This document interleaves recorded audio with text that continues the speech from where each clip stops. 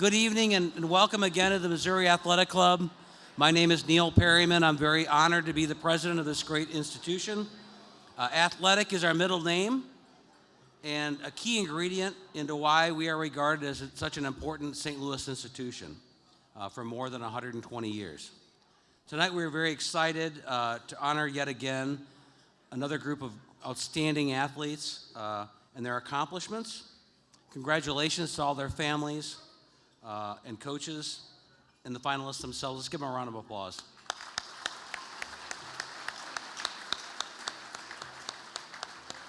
It's very interesting that we're in the middle of America and we're giving out the award for the greatest soccer players in our country, collegiate soccer players. And St. Louis has such a rich tradition, and it's a very big honor for us to be part of that. So thank you.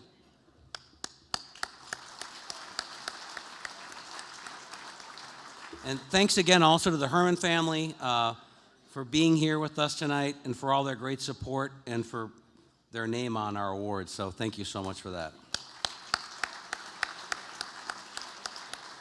I also want to thank our MAC soccer co-chairs, Greg and Annie Beekman, for their tireless efforts to make this night a reality and year after year after year, as he will remember.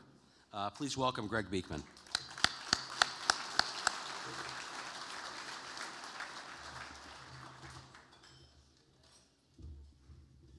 Got quiet. Thanks, Neil.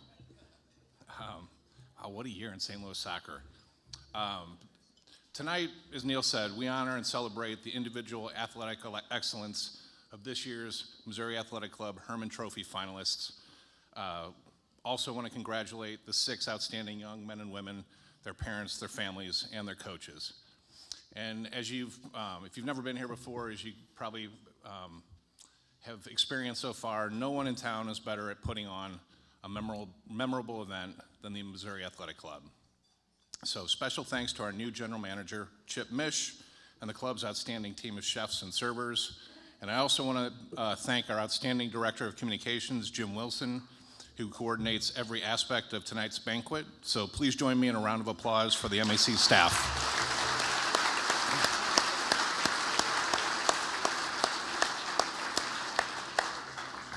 I also want to echo what Bill said earlier. We extend a special thanks to Munganast, St. Louis Acura, and Alton Toyota.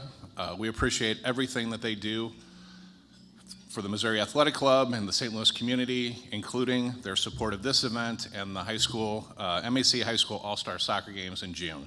Thank you, Munganast.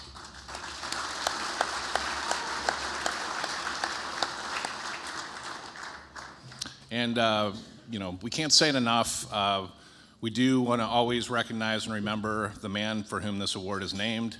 Robert R. Hermann, as Bill alluded to earlier, was just a pioneer in U.S. soccer. His role in starting this award in 1967 and in founding the North American Soccer League are just 2 examples of his lifelong dedication to promoting the sport of soccer in St. Louis and in the United States. We're honored to have members of the Hermann family here tonight. We thank them. We've got some very exciting initiatives that we're discussing with the Hermann family. We're very excited that they're here tonight and that they're dedicating themselves and joining with us to make this award continue for years to come. Thank you.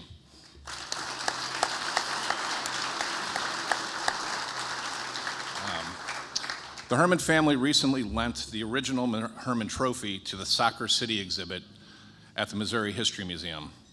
That exhibit chronicles 150 years of soccer history in St. Louis. And if you haven't done so already, I encourage you to check it out at the Missouri History Museum in Forest Park. Let's take a brief look at a video about the exhibit. I don't really think there's any better place to have awarding the best collegiate soccer players in the country than St. Louis. That's because this place is a hub for soccer history, and it's a hub for the sport in the way that a lot of other cities just aren't.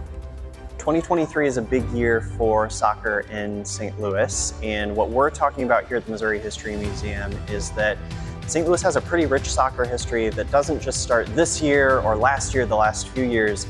We've got about 150 years of soccer history to dig into here in St. Louis. We have organizations like the MAC that are awarding the Hermann Trophy to the best collegiate soccer players in the United States.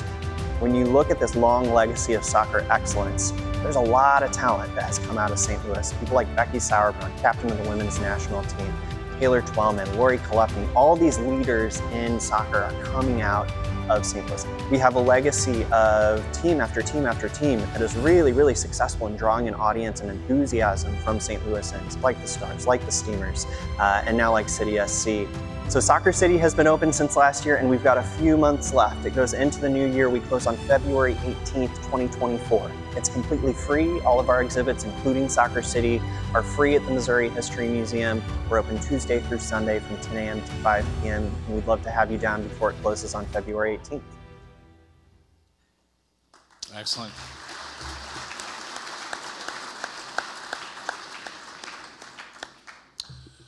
And this event would not be what it is without the efforts of the man who served as chairman for this event for 18 years before my wife and I succeeded him in 2013. So please give a warm welcome to Steve Kraus. Steve, thanks for your support.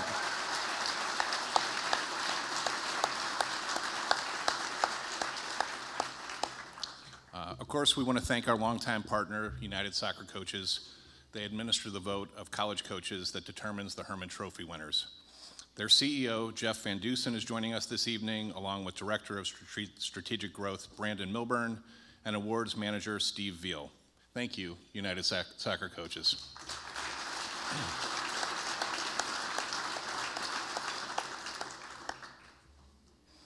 Finally, a special thanks to City SC, President and General Manager Diego Gigliani, and their VP of Communications, Mark Abel, for hosting our finalists at City Park earlier today.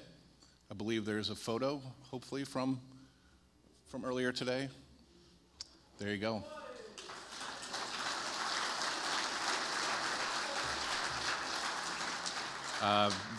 Yeah, very special day. Thank you so much, City SC. We'll be hearing more from you later. Now, on with the show. Last year, our longtime MC, Bill McDermott, was unable to join us as he was recovering from back surgery. And even though we had an excellent pinch hitter in Tom Ackerman, who's just, the best, there's nobody that does it quite like Bill. So we're glad he's returned this year, now in his 6th decade as a soccer broadcaster. He's a walking soccer encyclopedia, and he's earned the name Mr. Soccer. Please welcome Bill McDermott.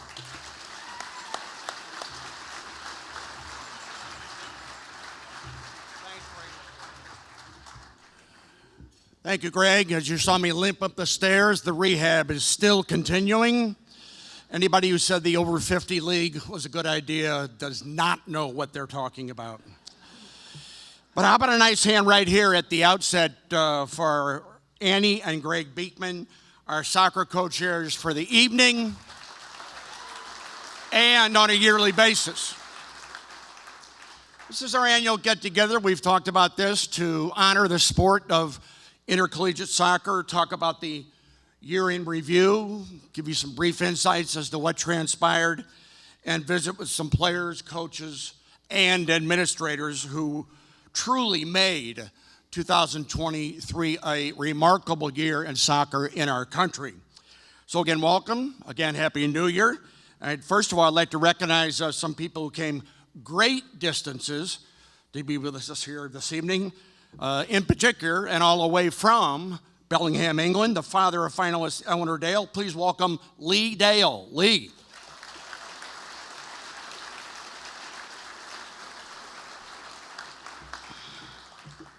Let's get another star on England's shirt, huh? Sometime along the line. From Sandy, Utah, the parents of finalists Brecken Mozingo. Let's welcome Trev and Carly Mozingo.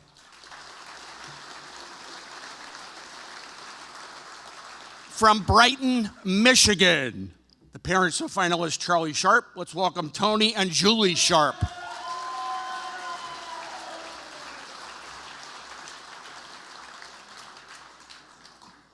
Parents likewise brought their own cheering group. From Brunswick, Georgia, the parents of Garrison Tubbs. Welcome Craig and Yolanda Tubbs.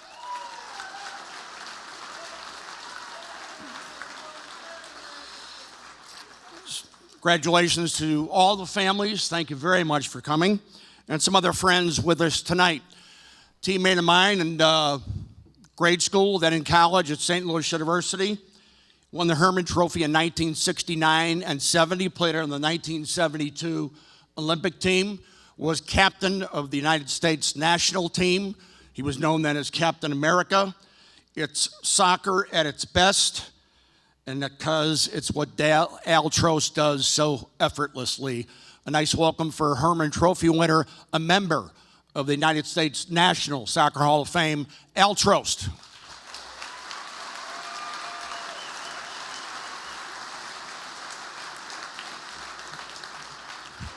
Another farmer standout at St. Louis University was Rookie of the Year in the then North American Soccer League. That was in 1970. He's now president of the St. Louis Soccer Hall of Fame. Let's welcome Jim Leaker.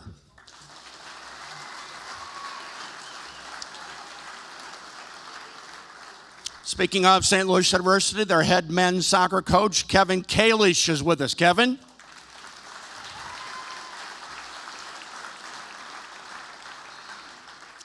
Emily Gaby was one of the 15 semi-finalists for the award this year. She was coached by at St. Louis University. She's with us tonight. Katie Shields. Katie? Along with her assistant, Peyton Bauman. Thank you, Peyton. The commissioner of the Missouri Valley Conference is Jeff Jackson. He's here showing us support for Western Michigan, and Charlie Sharp. MVC Commissioner Jeff Jackson.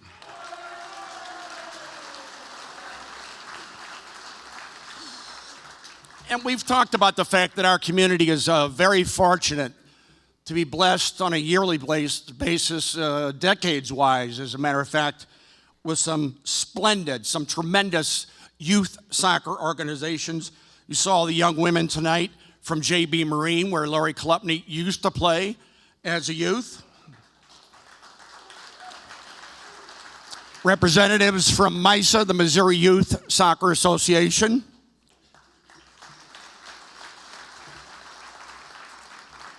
And a very, very special welcome to Spencer. Spencer gives children with disabilities the opportunity to play soccer on a regular basis, and countless people in and around the St. Louis area have done their utmost to make them feel welcome playing the sport of soccer. A goodly number of them are with us here this evening. Let's please welcome Kevin Byrne,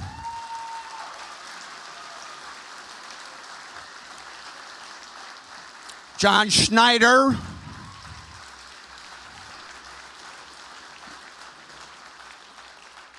also with us, Ray Gardner, Tom Bush, Mark Kaiser, Gary Garino, and Joe Teresi.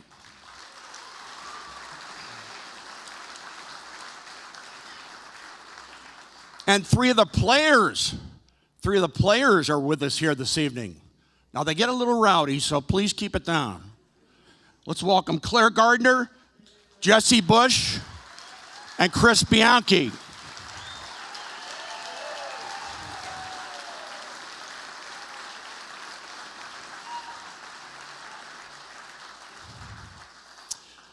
And in very, very special news, we were just told that the athlete of the year from the Spencer Organization for Special Olympics in the St. Louis area is Jesse Bush. Jesse.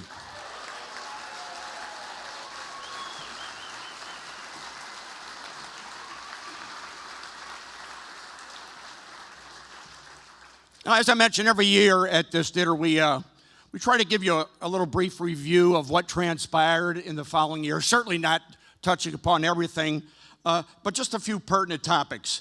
Initially, the Women's World Cup. After all is said and done on and off the field, Spain wins, defeating England 1-0 on a beautiful goal by their overlapping left back and captain Olga Carmona. Because of the off-the-field situation which was occurring within the Federation, Spain's play went largely unnoticed. One observer at the time said that the U.S. used to move the ball like Spain.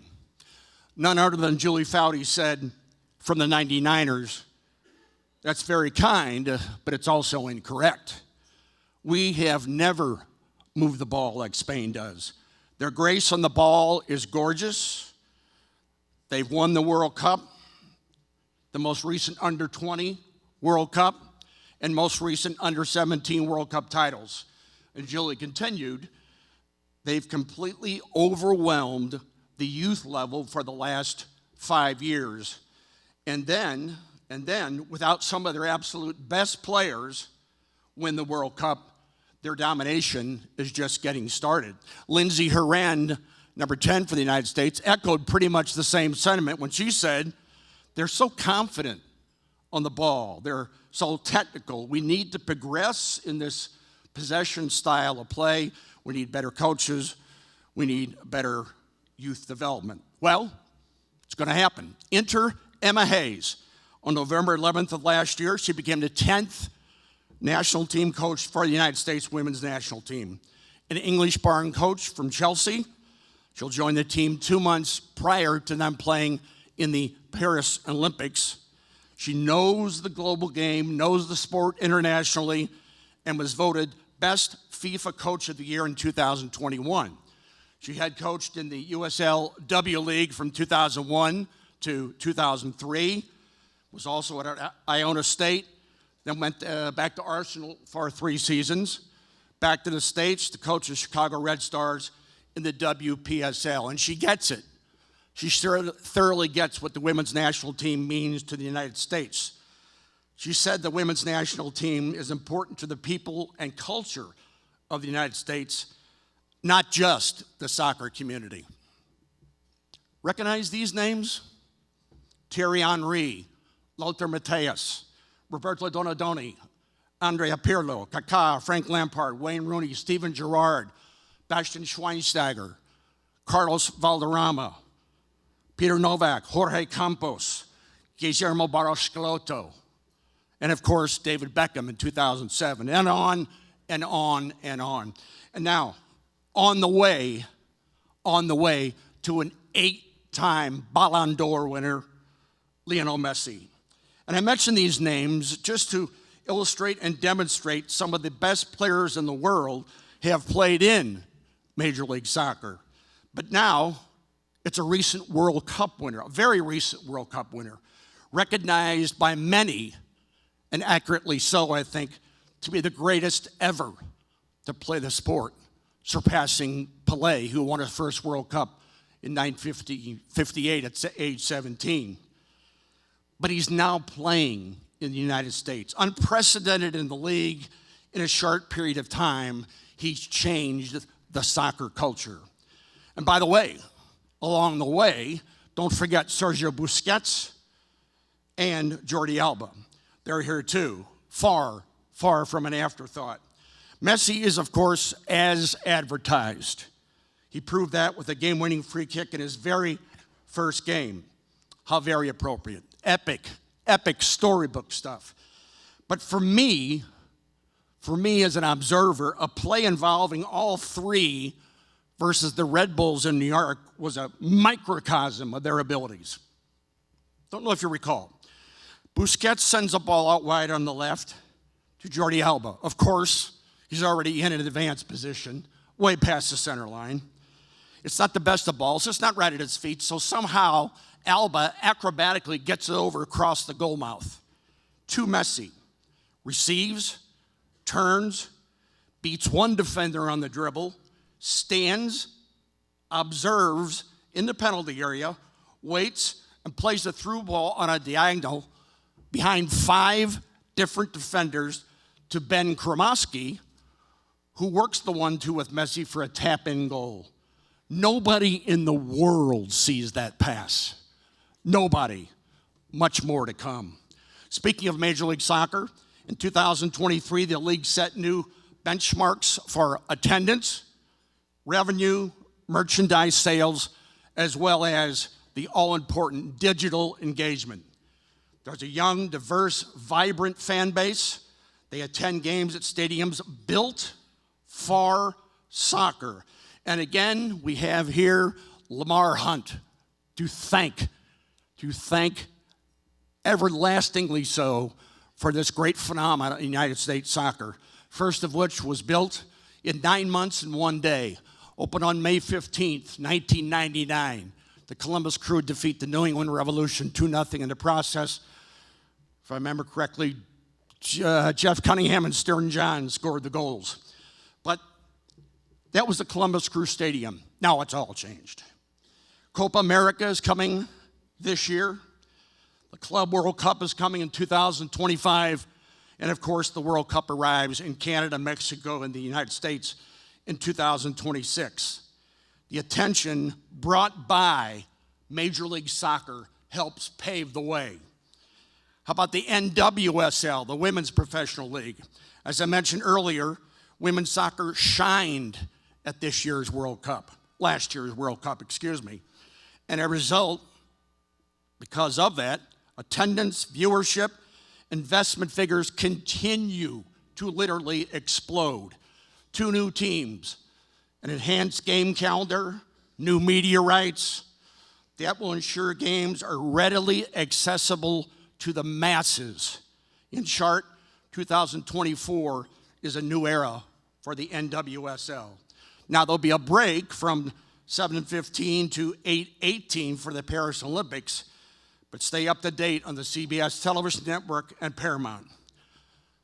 Unfortunately, there was a death in the family as England's Sir Bobby Charlton passed away on October 21st.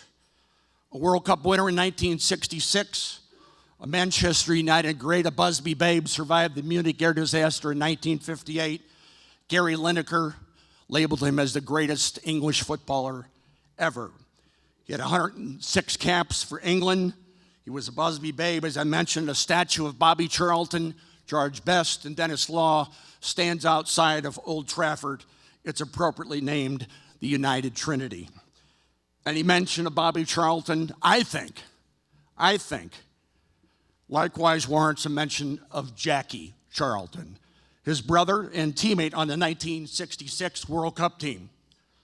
Known for his comments and his quotes and his quips, one of his better ones occurred after his Republic of Ireland team in 1994 at the World Cup lost to Mexico 2-1 at the Citrus Bowl. He was a little upset. It was 105 degrees. He was beet red. People from Ireland aren't supposed to be in that heat. So one of the members of the press said, "How about your next game? What about your next opponent?" He said, "Frankly, I don't know, but they're not going to like it." How about MLS Cup on December 9th? LAFC at Columbus. Columbus played one of the better first halves ever in any MLS Cup and ended up winning 2-1 for their 3rd championship.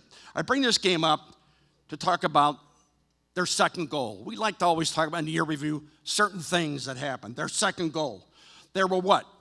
Hundreds of soccer games around the world on December 9th. And you couldn't have seen a better sequence on their second goal. 10, 11 consecutive passes. Malte Amundsen from the center circle sends a through ball. Yao Yaboa is overlapping out of the backfield. Now this is a through ball that's 40 yards on the ground.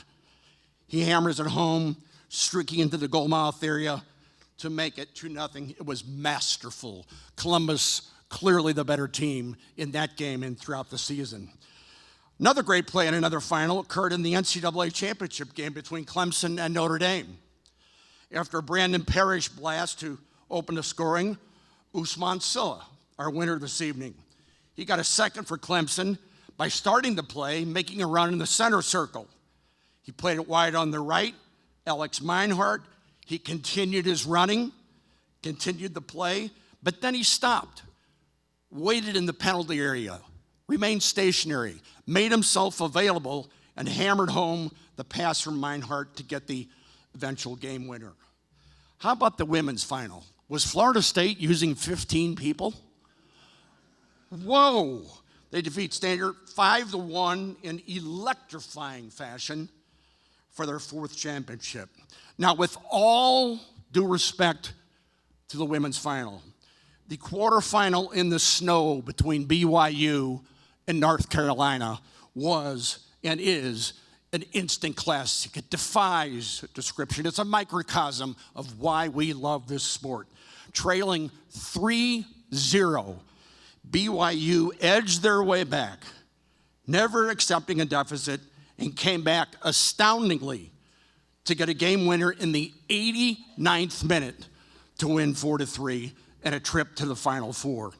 Now here, please allow me a few and some hometown news, which actually affected Major League Soccer and just shows the overall increase, the new awareness, the new cachet for the world's game here in St. Louis and here in the United States. St. Louis City becomes the first expansion team to win a conference championship. Now, the Chicago Fire in 1998 was the first expansion team to win an MLS Cup. They did that largely due to Peter Novak and Lubos Kubik.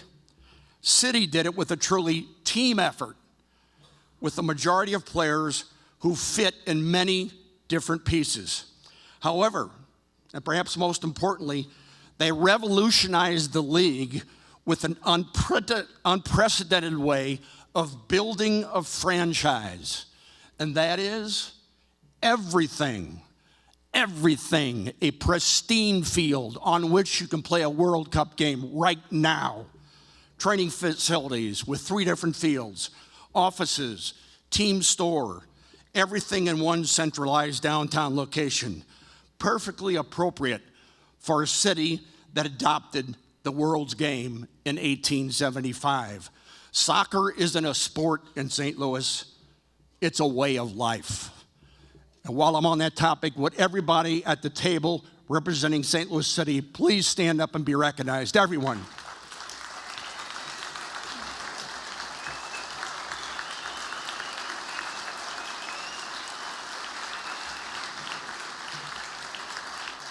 A lot of you haven't had a chance to meet this gentleman. He's the president and general manager. A special welcome for Diego Gigliani. Diego?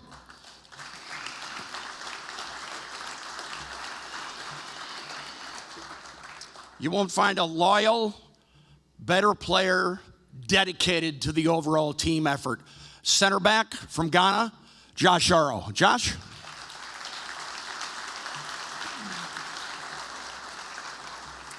I can tell you right now where Josh Arrow will be next Sunday. He'll be watching the African Cup game between Ghana and Cape Verde. Correct? And since so many of our past winners here at the MAC have gone on to national team careers, Alexi Lalas foremost among them, the national team careers mean so much to what our sport is about in our country. I think head coach Greg Berhalter said it best at national team camp last October. We have to take advantage of every single opportunity that we're together. That was prior to a friendly against Germany, where the United States got off to a fabulous start on a world-class goal by Christian Pulisic, only to end up losing 3-1 and realize in the process why Germany has 4 stars in their shirt.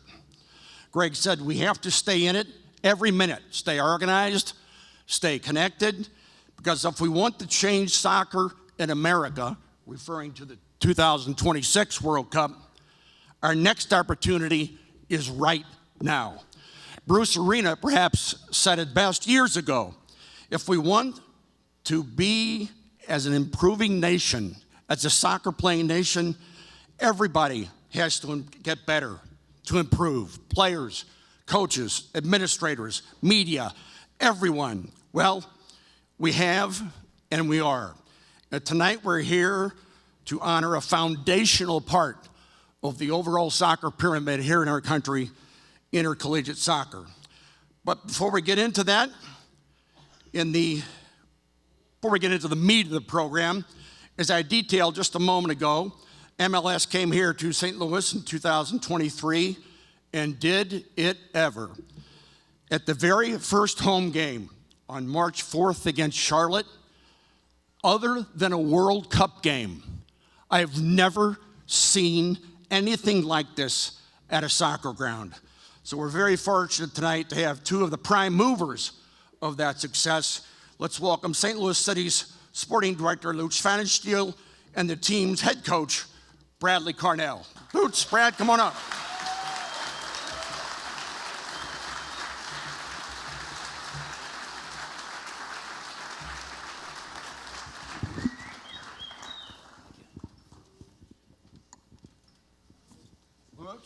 How are you, Lutz? Brad, how you been? Good, and you? Happy New Year. By the way, first and foremostly, congratulations, Coach Carnell. One of your players, Aziel Jackson, just named today as a new player in the national team selection. Aziel Jackson, congratulations. Yeah. Let's give it up for AZ Jackson.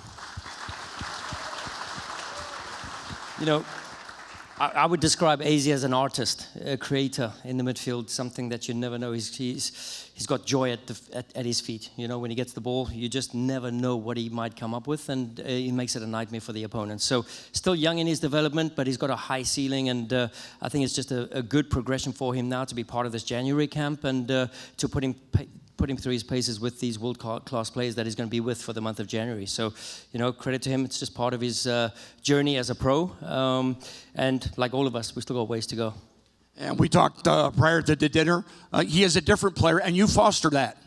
Yeah, 100%. I mean, we like playmakers in the midfield. We like to play in tight spaces. We like creativity, and we like to move the ball vertical very quickly. So he has a lot of these characteristics, but one of his best characteristics is his work and his effort and the work rate against the ball. When the ball turns over, he's right there in a good counter press and turns the ball back. And yeah, he just never really settles, all right? He just makes it a nightmare for you as an opponent with the ball, and he works hard for his team. So credit to him. Lutz, now for you, first-year team, 17, 12, and 5, 11 wins at home. Most importantly, you literally captivate an entire city. This is a very simple question. What the hell do you do for an encore? Tough one. You know, I think the record in the first year was obviously amazing, and you know, I think the best example is Alexi, how are you doing? Actually, to talk about Alex Lellis, who was here last year. And we and we went over in our training center and we had a talk, and we spoke about not just the facility, we spoke about players, we spoke about the plan, we spoke about the philosophy. And Alexi was not negative, but he also wasn't positive. He was a little bit doubtful. And he's a guy who knows what he's talking about. So when we started to train, there was like 14, 15 experts who said we finished last or second last. So thank you to the guys who said we finished second last. There were 3 of them. And I think that really kept us building a culture, because being angry, being motivated, being young, being hungry gave us that record because we worked for it. We believed in what we do, and we didn't just start overnight. We had a good planning time ahead of 2.5 years to really get into it. So that culture, what we spoke about, you know, that what we want to reflect. We want to reflect the people of St. Louis, hardworking, blue collar, down to earth, really out there to grind. And that's how we select the players. That's how we select the staff. And that's how we want to be seen.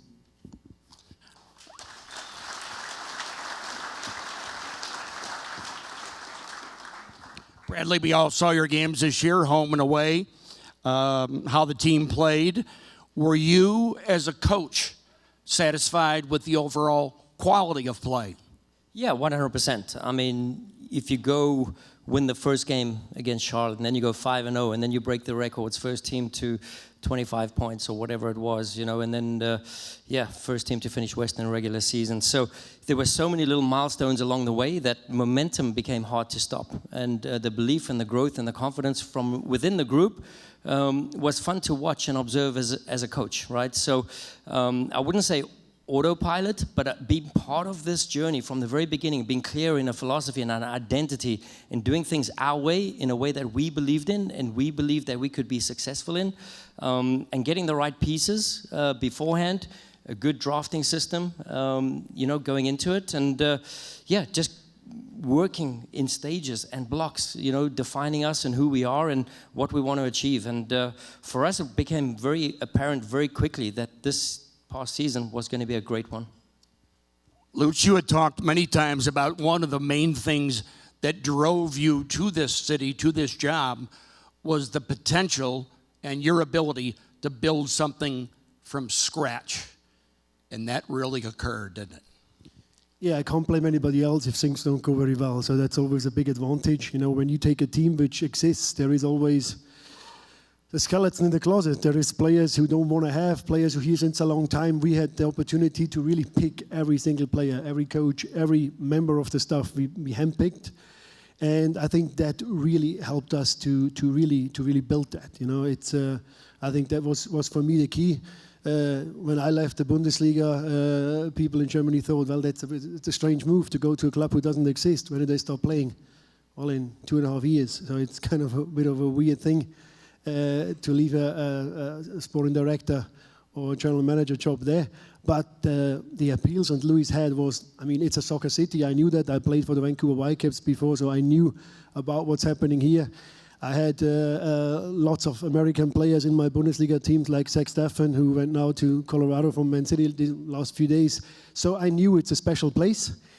And I had a feeling it's lots of really high potential youngsters here. The academy football is great. The local talent is great. There is so many more kids out there who will become homegrown in the years to come. And to have that local flavor and adding I would say, good MLS players plus a few interesting foreigners, I think that's what we want to do. But Bill, you said it, we want to be young. We don't want to go for Busquets, for example. We rather go for a guy not everybody knows. He's young and he will still grow. Maybe, hopefully, one day into a small Busquets. That's what we're looking for. And I think that fits here very well into the city. Bradley, you played in the 2002 World Cup, Paraguay, Slovenia, Spain. So consequently, you've been literally around the world. You've been Major League Soccer with the New York Red Bulls. How would you assess the overall level of the acceptance of the sport in the United States right now? Yeah, listen, I mean, unfortunately, some incidents last year, tarnished a little bit of the picture. You know, there were some incidents throughout the league, which, we do not condone, which, for us as coaches, as staff, as players, is always enforcing that, trying to, regulate the playing field, in a diverse, equal, inclusive environment, and to create this has been an objective for us. But putting that aside, I've been here now nearly 7 years, and 2 magnificent years here nearly in St. Louis. Just seen exponential growth within the league. You spoke about the players coming to the league now, from whether you believe it stylistically or not, or whether it fits your philosophy or not, to bring in players with the names you mentioned earlier. It's an incredible advertisement for the league. It's an extremely strong drawing magnet power, onto the focus of the league. The broadcasting, everything has just increased over the last couple of months. And, I think, part of my journey, being from South Africa and then playing in Germany and, now living in America, being part of that journey and seeing all the different cultures and all the different aspects of the game of soccer, to see this grow now and so many different diverse nations, countries being represented here by the players. And I mean, Josh is a prime candidate, and he's an excellent ambassador for our club who does amazing work in the community as well. So, it's not just about the game of soccer, it's about how you affect change around the game of soccer. And I think the MLS has taken magnificent steps forward in that aspect. And the quality of play, in my opinion, has crept up there for sure. So dramatically different in the quality of play than 1996. Yeah, listen, again, there's always phases of different, we spoke about it earlier, there's teams there's different cycles of the game, different beliefs, philosophies, and, the LAFC team, Mike's always part of that amazing team in 2019 with Bob Bradley. They were the best counter-pressing team in the league, so, and achieved great things. Then you have the Columbus Crews of this year, and then you have us, doing things in a different way as well. So, I think there's so many different variations, and it's not the right way or the wrong way, it's just the way you believe in, right? And I think having an opportunity and a platform to play what you believe in and to succeed in those levels. And I think the West and the East and the traveling, I think there's so many things that's so challenging, and many people underestimate. And I've worked with players who thought if they've come from Europe to to America just to, enjoy the game of soccer, and it becomes a nightmare for them because they totally underestimate the levels, they totally underestimate the rigors of the travel, they totally underestimate stylistically what it means to go travel west, east, different time zones and what have you. So there's so many little hurdles there that people in the outside world don't even know. So before opinions get formed over there, first come and try play in the MLS. First try come and coach in the MLS because it's a totally different animal, and many players and coaches have failed. Lutz, last one for you. You had said, along with the fact that you were really yearning to build something from scratch, you said you wanted the home venue at City Park to be an absolute hellhole for teams to play in. Describe that overall atmosphere at home games. Yeah, we wanted to build a fortress. That's always the big goal when a team comes here to make them scared, basically. I think my phrase was, when they see the arch coming by bus or coming by plane, they should be shit scared. And they should be worried to go onto this field. So that's kind of what we want to do, to be intense, to be tough, to be physical, and just make it a very uncomfortable place for other teams to come to. So I think that was the idea about it. Can I have one more request, please? I want to have one more time here the guys from Michigan to cheer. It's like the highlights for me today. Yes. Yes. Yes. I like that one. Are you applauding for Lutz or Bradley? Or Josh? Lutz Van der Steel, Bradley Carnell. Thank you very much, gentlemen, for your time. Thank you. Thank you. Thank you.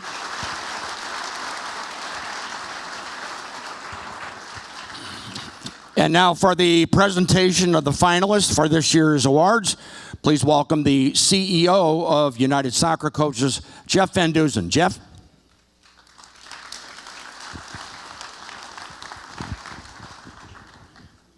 Thank you, Bill, and thank you to everyone here at the Missouri Athletic Club for hosting an outstanding event.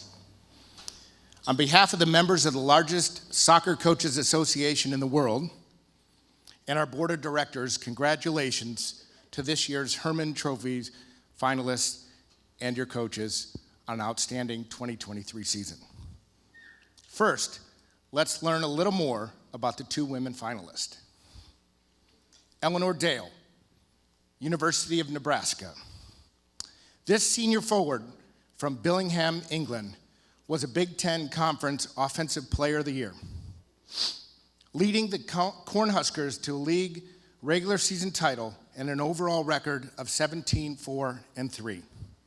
An Elite Eight appearance in the NCAA tournament, Dale led the nation with 61 points on 28 goals, 5 assists, including 8 game-winning goals. She was named United Soccer Coaches First Team All-Region and First Team All-America. As Eleanor comes forward with her coach, John Walker, please turn your attention to the video screen as we watch highlights of Eleanor Dale's outstanding 2023 season for Nebraska.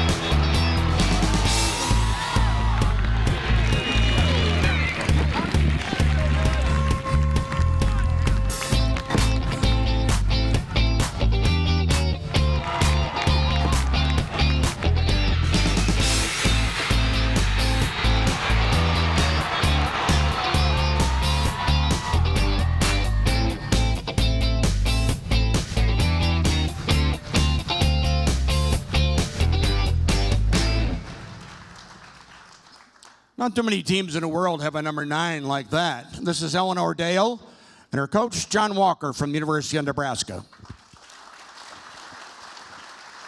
Coach, legendary. You started the program in 1994.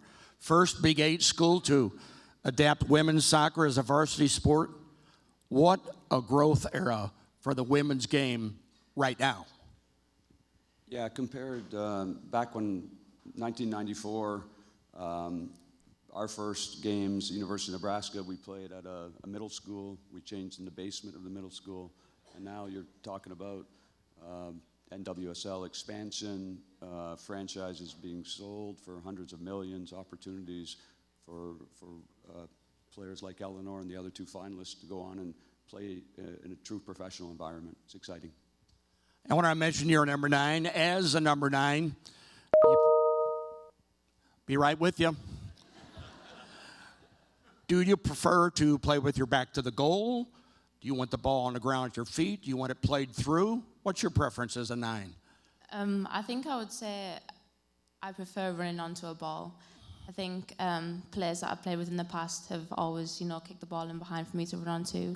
But I think the way that the game's changing, I'm having to adapt my game. So this season, we look to play into my feet a little bit more. And I think it's helped me, to be more versatile and adapt my game to just how the way that soccer's changing. You've been able to play for the under-17s and under-18s for England. Congratulations on the Lionesses' great exhibition in the World Cup final.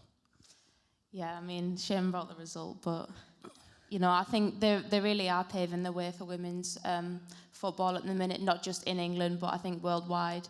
The things I've advocated for, like equal treatment and, just growing the women's game. And honestly, it's really inspirational.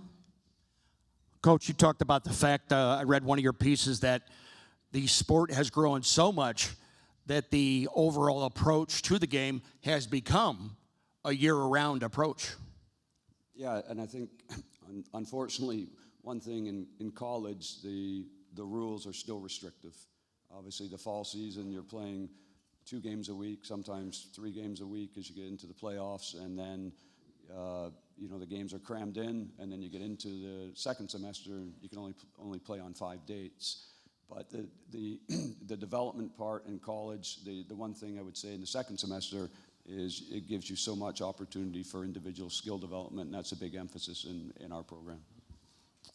Eleanor, you talked a bit about the growth and expansion of the game. I know this happened in 2022, but please tell us about the 87,000 people at Wembley for the 2022 Euros between Germany and England. Anytime Germany plays England at Wembley, it's always worthwhile. But what an event. I'm just so jealous that I wasn't able to go. My family were actually in the stands, and I remember FaceTiming them, and I just couldn't hear because of the sound and the atmosphere. It was honestly amazing. And obviously, Germany, you think, oh gosh, that's going to be a tight game. But we obviously won, and I think that was just massive for England in general. First major trophy for the women, and first major trophy for England in a while. Yeah, I think we're definitely paving the way and a real force to be reckoned with in the national stage.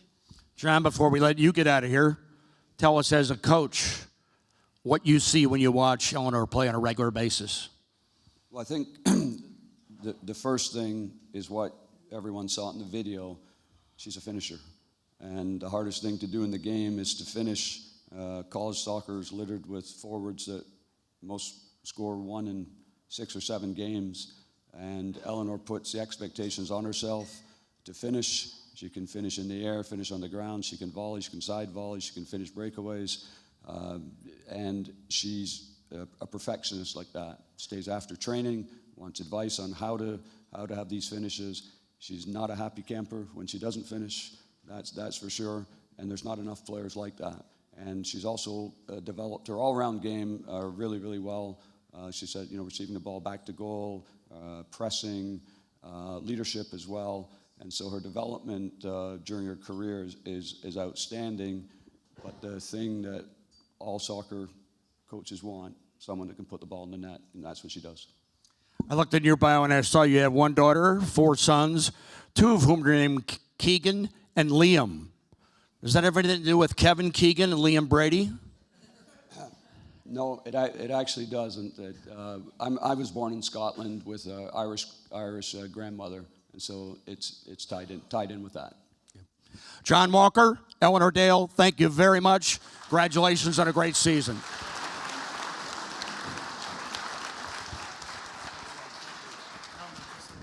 Jeff Van Duzen, let's hear about Brecken Mozingo. Thank you. There's been several references to the NWSL tonight. United Soccer Coaches looks forward to hosting the NWSL draft next week at our annual convention in Anaheim, California. Our second women's finalist is a senior forward, Brecken Mozingo, from Brigham Young University. Brecken is from Sandy, Utah, and recorded 43 points on 14 goals, 15 assists in 2023, leading the Cougars to a 23-3 record and a return to the NCAA College Cup semifinals this past December. She was named to the Big 12 All-Conference team during the regular season and the conference tournament. She was selected as a United Soccer Coaches First Team All-Region and First Team All-American for the second time in her career. As Brecken comes to the stage with her coach, Jennifer Rockwood, please direct your attention to the video screen for highlights of Brecken 2023 season.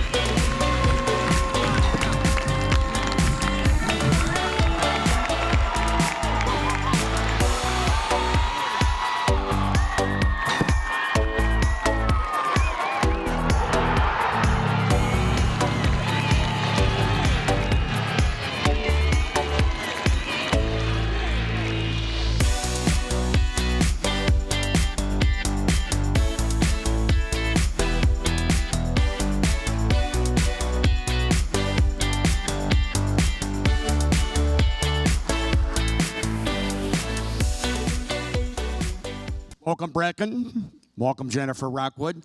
Let's clear this up right away. Okay, you were a business finance major at BYU, and I read that you never planned on being a coach. No, I didn't. I had one of those unique journeys. When I was at BYU, soccer wasn't even in the high schools yet in the state of Utah. I played on the club team, and after that had an opportunity to teach and was asked to coach the club team, so I did that for 6 years. And when BYU sanctioned their program in 1995, I had an opportunity. I figured I was young and cheap, and no one else knew much about soccer in the state, so I gave it a go. And 36 years later, I'm still at BYU, and I'm still doing what I love. Yeah, that began back in 1995. Brecken, you're from Sandy, Utah. You started at UCLA, and then you left to play literally in your own backyard. Good choice for you? Oh, yeah, definitely. Did you enjoy really the overall? You were probably playing with people who've seen you play literally all your life as a youth player. Yeah, I mean, Mal Pugh was originally there, and when I went and toured their field and their campus, she was there, and I was like, oh my gosh, just because I look up to her, and she's definitely one of those players that I just have always kept my eye on, and so I was really ecstatic to attend there my first season. And congratulations again to you, Coach, not just for the season, but this award is not strange territory for our BYU players. Yeah, I was fortunate to be here a couple years ago with Michaela, and Brecken had an opportunity to look up and play a lot with Kayla, and Brecken has just done a tremendous job. I think there's so many coaches in here, and we have an opportunity as coaches to see these girls grow and learn and mature. And I have known Brecken since she was in the 7th grade, is from the first time that I saw her play, and have had a chance to see her growth and development in this game, and to become the leader and the role model and the player that she's become to so many of our fans and just the soccer community. Brecken, if you can, recreate the quarterfinal. Now, the second goal comes from your corner kick. The third goal starts from your run. Losing 3-0 to the University of North Carolina, you never were deterred in that game. I mean, there was a point where I think some of us were like down bad, down bad to the point where you're like staring off into space. Have you had those moments? But that definitely happened. And then the halftime hit, and Jen was just saying, get one goal. That's it. Get one goal. And our mental strength coach all the time is just like, stay in the present. And that's what we did. And even in the 10th minute when we're still down, or 11th minute when we're still down 3-0, it's like, stay present. And it only takes 10 seconds to score a goal, right? Or even less. So I think we just really aimed to get that first one. And then everyone just came so quickly right after that. And Coach, you've always talked about the great home atmosphere at South Field. Yeah, absolutely. We're very fortunate to be supported by our community and our student body. Soccer is very big in Utah. They produce tremendous players out of the club and the youth system, and obviously we recruit a lot of those kids from the state of Utah.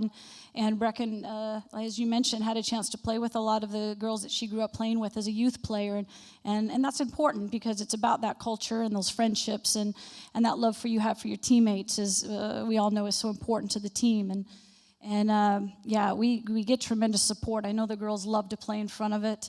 We had St. Louis out actually to our field this season, and congratulations to Coach who's out there, and she's done a phenomenal job. And we actually will be out here to play St. Louis in the fall. Katie, were you welcome at BYU? Absolutely, she says. You said you've mentioned you've watched Brecken play since 7th grade. Tell us about her improvement as a player, in particular since she got into college. Yeah, sometimes we see those young special players, and they stand out. And Brecken certainly, as a little 7th grader, doing what she did, her creativity with the ball. You kind of saw it in some of the highlights there, but she's passionate for the game. She's loved the game from a very young age.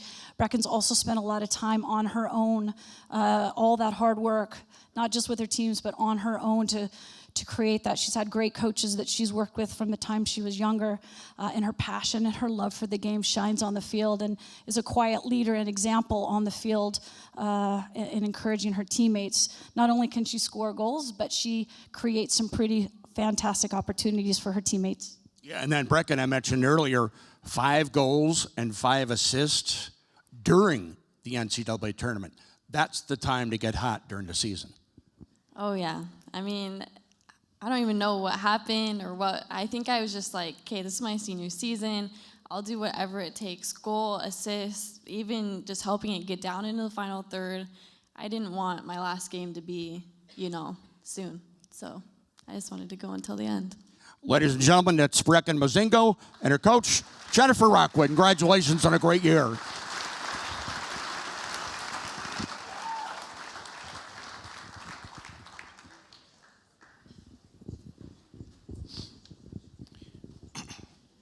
Now let's turn our attention to the 2 of the NCAA Men's Division I standouts in 2023.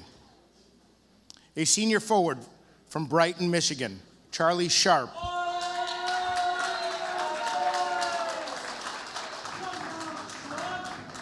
Charlie led his Western Michigan team with 46 points on 19 goals and 8 assists, including 7 game-winning goals. He led the Broncos to a 17-1-4 record. and a Sweet 16 appearance in the NCAA tournament. He was named to the United Soccer Coaches First Team All-Region and All-America teams. Sharp was recently named the 2023 United Soccer Coaches Scholar Player of the Year for Division I men's soccer. With a 3.73 grade point average as a computer information systems major at Western Michigan. As Charlie comes to the stage with his coach, Chad Wiseman, please direct your attention to the video highlights of his outstanding 2023 season.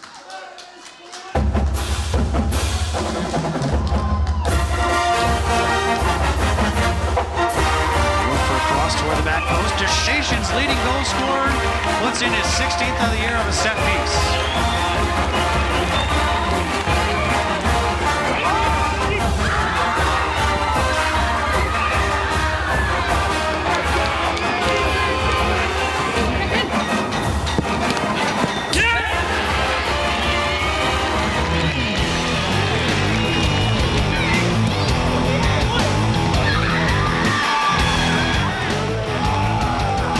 It's turned over to Charlie Sharp, and Charlie Sharp tucks it away.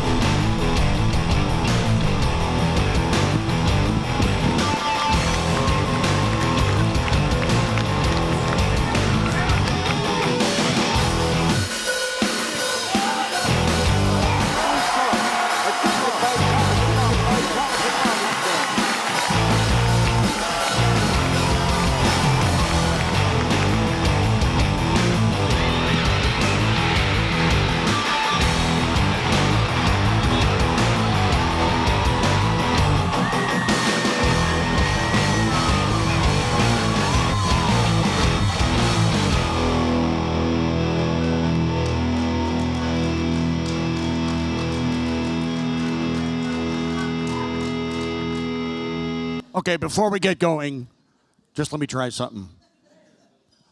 Charlie Sharp. Congratulations, Charlie, on a great year. This is Chad Wiseman, coach at Western Michigan. You likewise played at Western Michigan, and you jumped right into the top 25 right away, Coach. Your third year, you were ready. You hit the ground running. Yeah, we got a lot of proud Broncos in attendance today, and very excited to be here, as everybody can tell. We're here to support Charlie, and what a great year he had. But yeah, we're fortunate to have him here, and we've had a lot of success with him, and I'm sure you're going to share some of those moments today. So, Charlie, I asked one of the prior players, what type of player are you? What's the way you want to play? Do you want to run on the through balls? Do you want to continue to run at people from wide positions, central part of the field? Describe your play. Yeah, of course. I definitely play with a type of edge, a little bit of aggressiveness, but making hard runs in the box, pressing when we lose the ball, just doing a lot of dirty work around the box, and just getting those striker goals that maybe the ball bounces to you in the right spot sometimes. That's what strikers do, though. Coach, you unfortunately lose quite a few good seniors this year, but that's the saga of college soccer. Well, there's no doubt. I mean, in Bronco land, we don't rebuild, we reload, and the transfer portals certainly help that a little bit. But Charlie here is a homegrown player. Lexi, you can appreciate this, a Michigan man, right? Bright Michigan, and came to Kalamazoo in 4.5 years. We're very proud of what he's achieved there. Congratulations, Charlie, in particular, for the great year, of course, but the first Western Michigan player to be a first-team All-American. What a great feeling that is. Yeah, it certainly feels good, but I couldn't do it without my coaches or any of my teammates. I've played with some unbelievable players by my time in Western Michigan, and I've learned a lot from captains before me and with my teammates all around me this year as well. I'm so thankful for Western Michigan giving me an opportunity to play. It was the one offer I had coming out of high school, and I came on as a walk-on, and I hit the ground running. So I'm super thankful for the opportunity to play there. Always difficult games in the Missouri Valley Conference? Yeah, of course. We had some great games this year. We got to host the Missouri Valley Conference tournament on our home field in our first year in the Valley.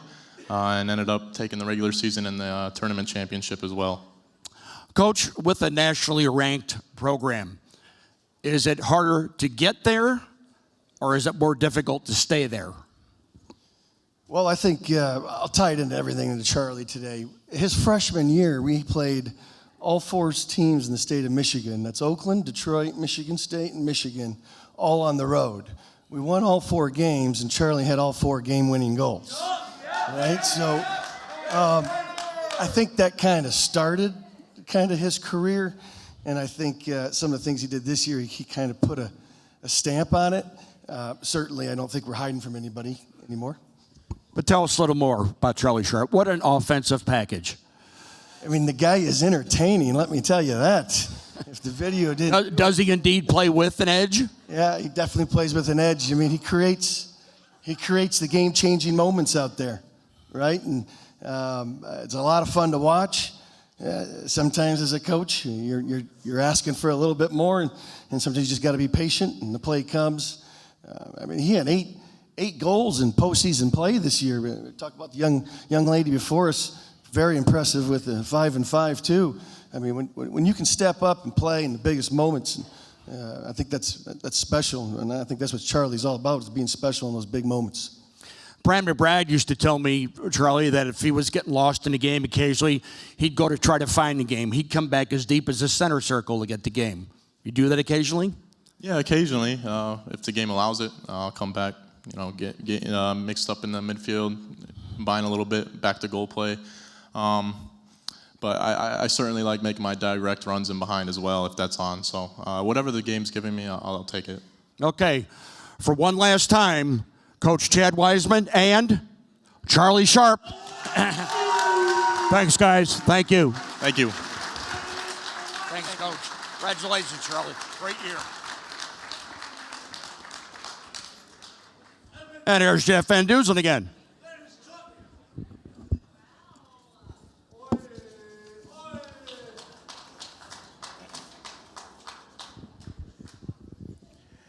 Garrison Tubbs from Wake Forest University is a senior defender from Brunswick, Georgia.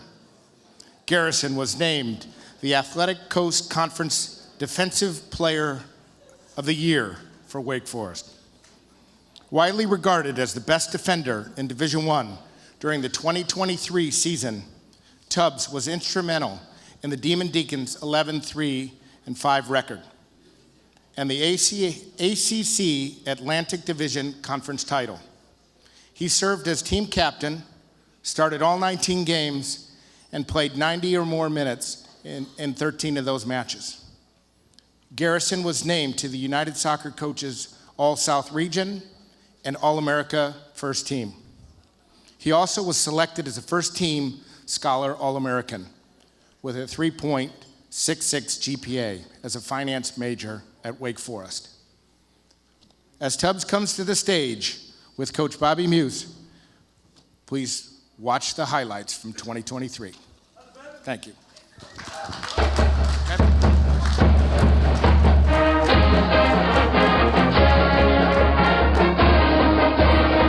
White is the short option.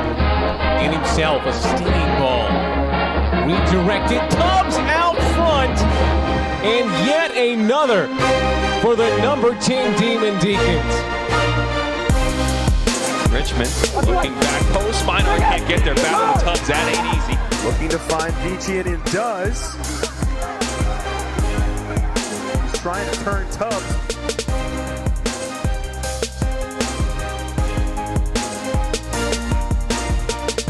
Tubbs allows him to have it.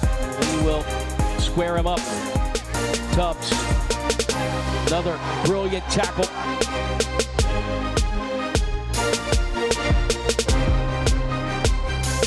Is able to connect with O'Gara. And Tubbs, long ball.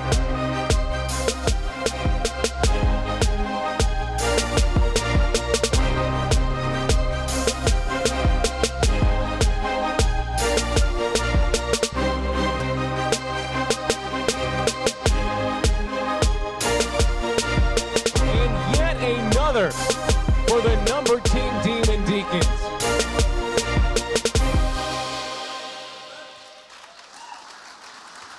This is Garrison Tubbs and his coach, Bobby Muse. Bobby, this is not strange area for you. John Baccaro, Ian Harks, prior to you, Marcus Tracy when Jay Vidovich was coaching. What's the secret formula at Wake Forest? Like you said, everybody loves St. Louis for soccer, right? No, I've been blessed. I said the first time I was here, I was humbled to be here. I couldn't believe that I was here, and to be here with Garrison is just a blessing. Garrison, congratulations on a great year, and I've seen you've been very active so far in MLS. Homegrown players signed by Atlanta United, then traded immediately to DC United. Are you going to get them back to their halcyon era of 96, 97, 98? That's the goal. Like you said, it's been quite a wild couple of weeks for me, but I'm excited to get up there. DC is a great city, great fans. It's exciting what they're doing up there, so I'm just happy to be a part of it.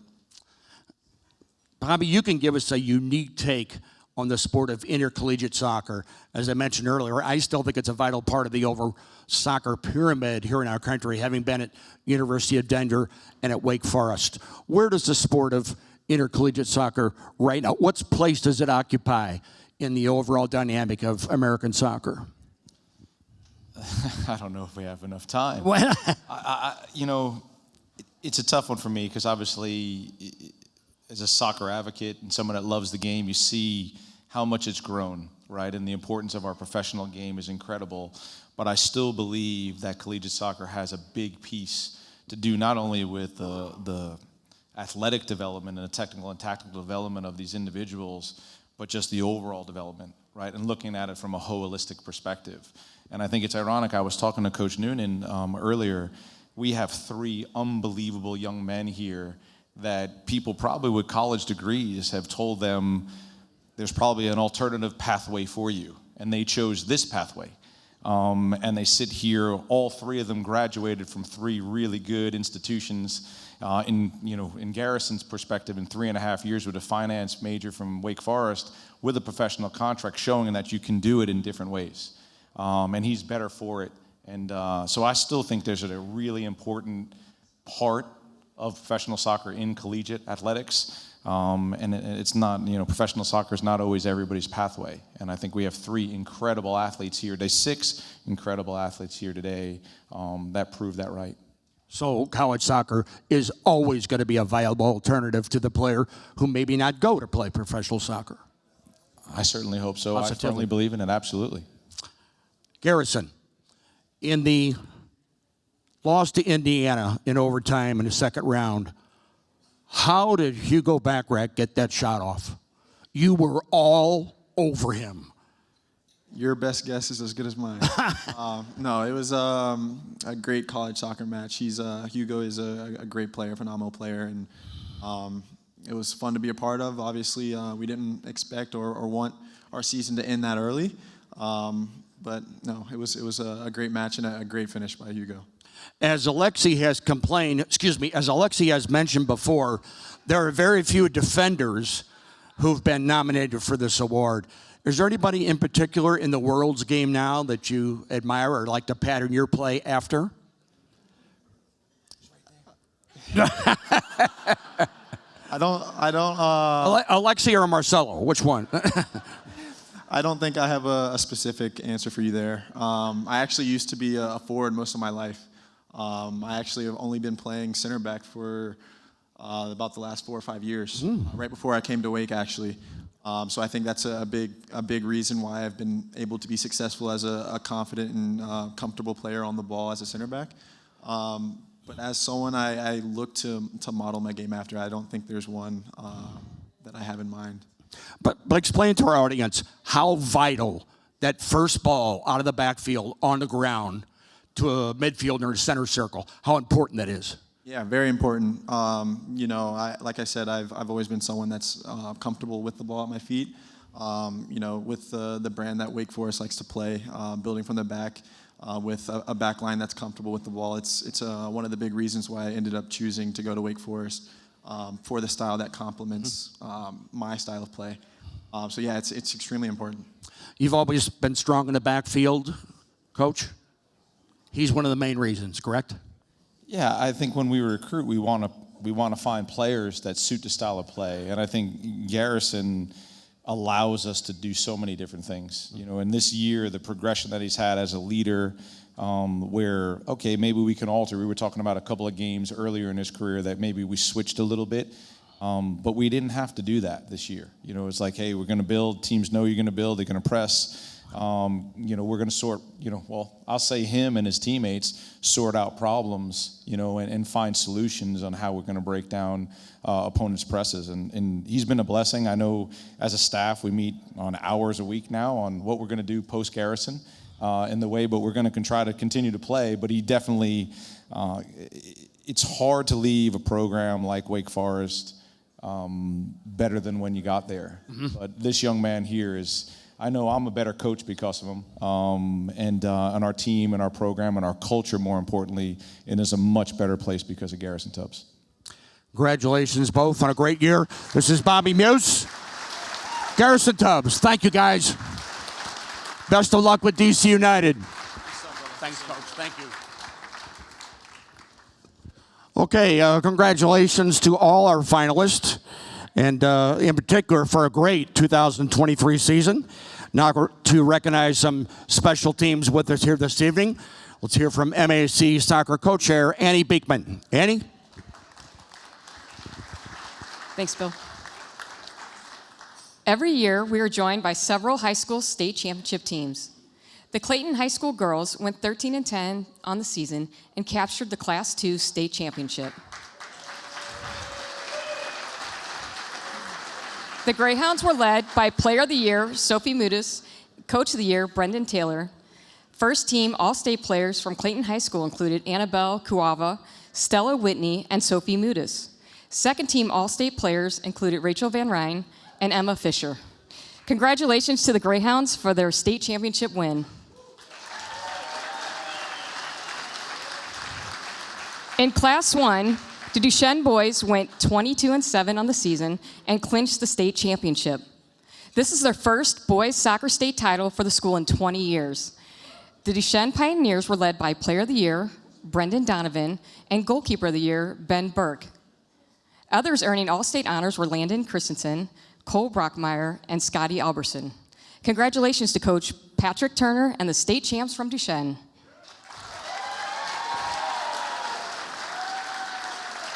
In Class 4, Liberty North girls capped an undefeated season with the program's first Missouri Class 4 state championship. The Eagles went 22-0 for the season, a storybook ending for the team and the Coach of the Year, Steve Person, as he closed out his final season. Liberty North was led by Player of the Year, Ekaterina Theodis, and Co-Offensive Player of the Year, Megan Hinnenkamp. Other All-State honors were Emily Person and Lauren Wood. Congratulations to the Liberty North Eagles. In Class 2, the Westminster Christian boys went 21-5 on the season, breaking the school record for wins. Throughout all 5 games of the state playoffs, Westminster did not concede a single goal. Westminster was led by first team All-State player and Player of the Year, Kaden Collinson, and private school Coach of the Year, Daniel Leckers. Levy Welk, Austin McCarthy, and Landon Cassidy also earned first team All-State honors. Congratulations to the Westminster boys.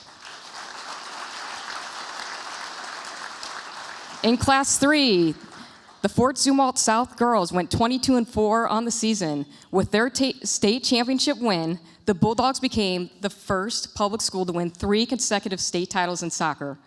The Bulldogs were led by Player of the Year, Audrey Smith, Co-Offensive Player of the Year, Brooke Couture, and Coach of the Year, Leanne Sanders. Ashley Miller, Allie Moore, and Isabel Monteleon also earned first team All-State honors. Congratulations to Fort Zumwalt South.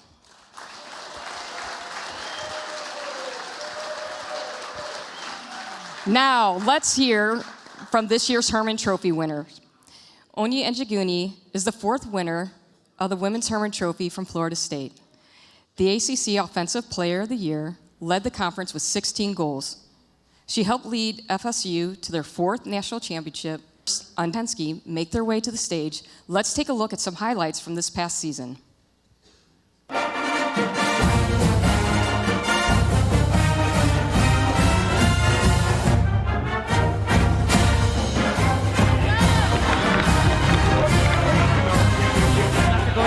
first half, but they do give it up here in a very bad spot. Florida State makes that pay.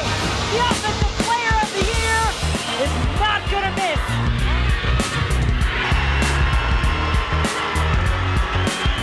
She goes down the left flank into the box. Etchigini to her right foot. 2-0.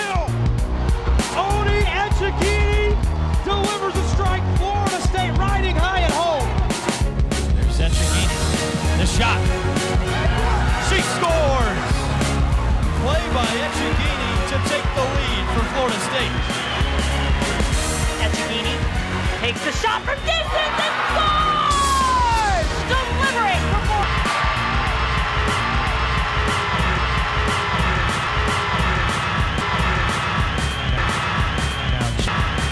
Chipped in, now chipped in, now chipped in, headed, and in the Seminoles with a 2-0 lead. With so much confidence, Etchigini! You betcha! Florida State! Ow!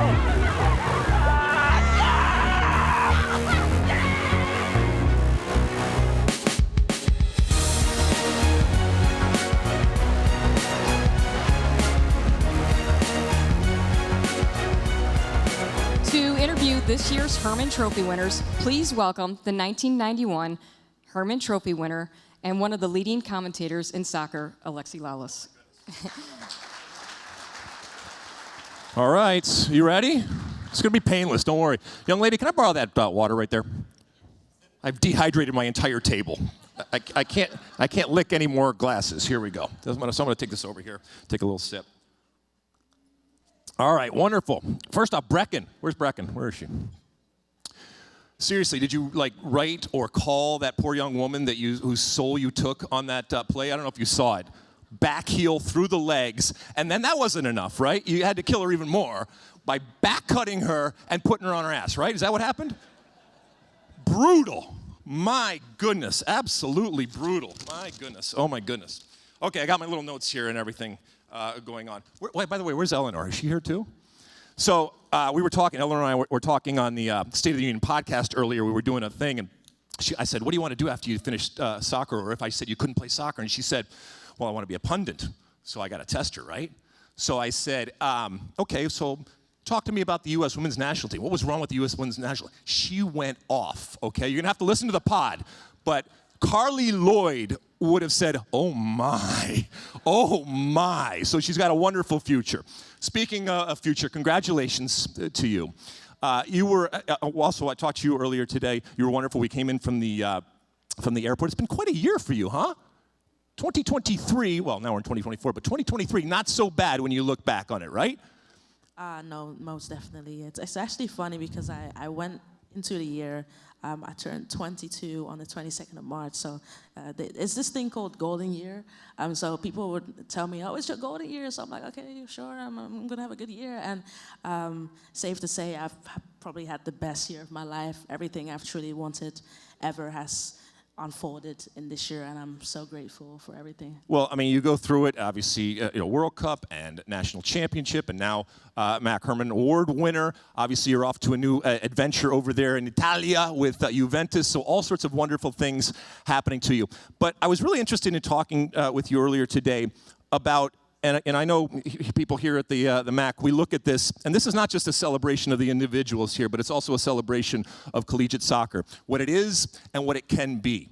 And it was so fun to hear you talk about your dream of what your American experience was. Now, we all know that dreams are ideal, right? And they sometimes go in different directions here. But if you take yourself back a few years, thinking about, I'm going to come to America, give the people here an idea of what you were dreaming and how much of that dream have you been able to live in terms of what you have done on and off the field. Because you had never been to the United States, you'd never been in Mississippi, you had never been to Florida, so this was all new to you both on and off the soccer field.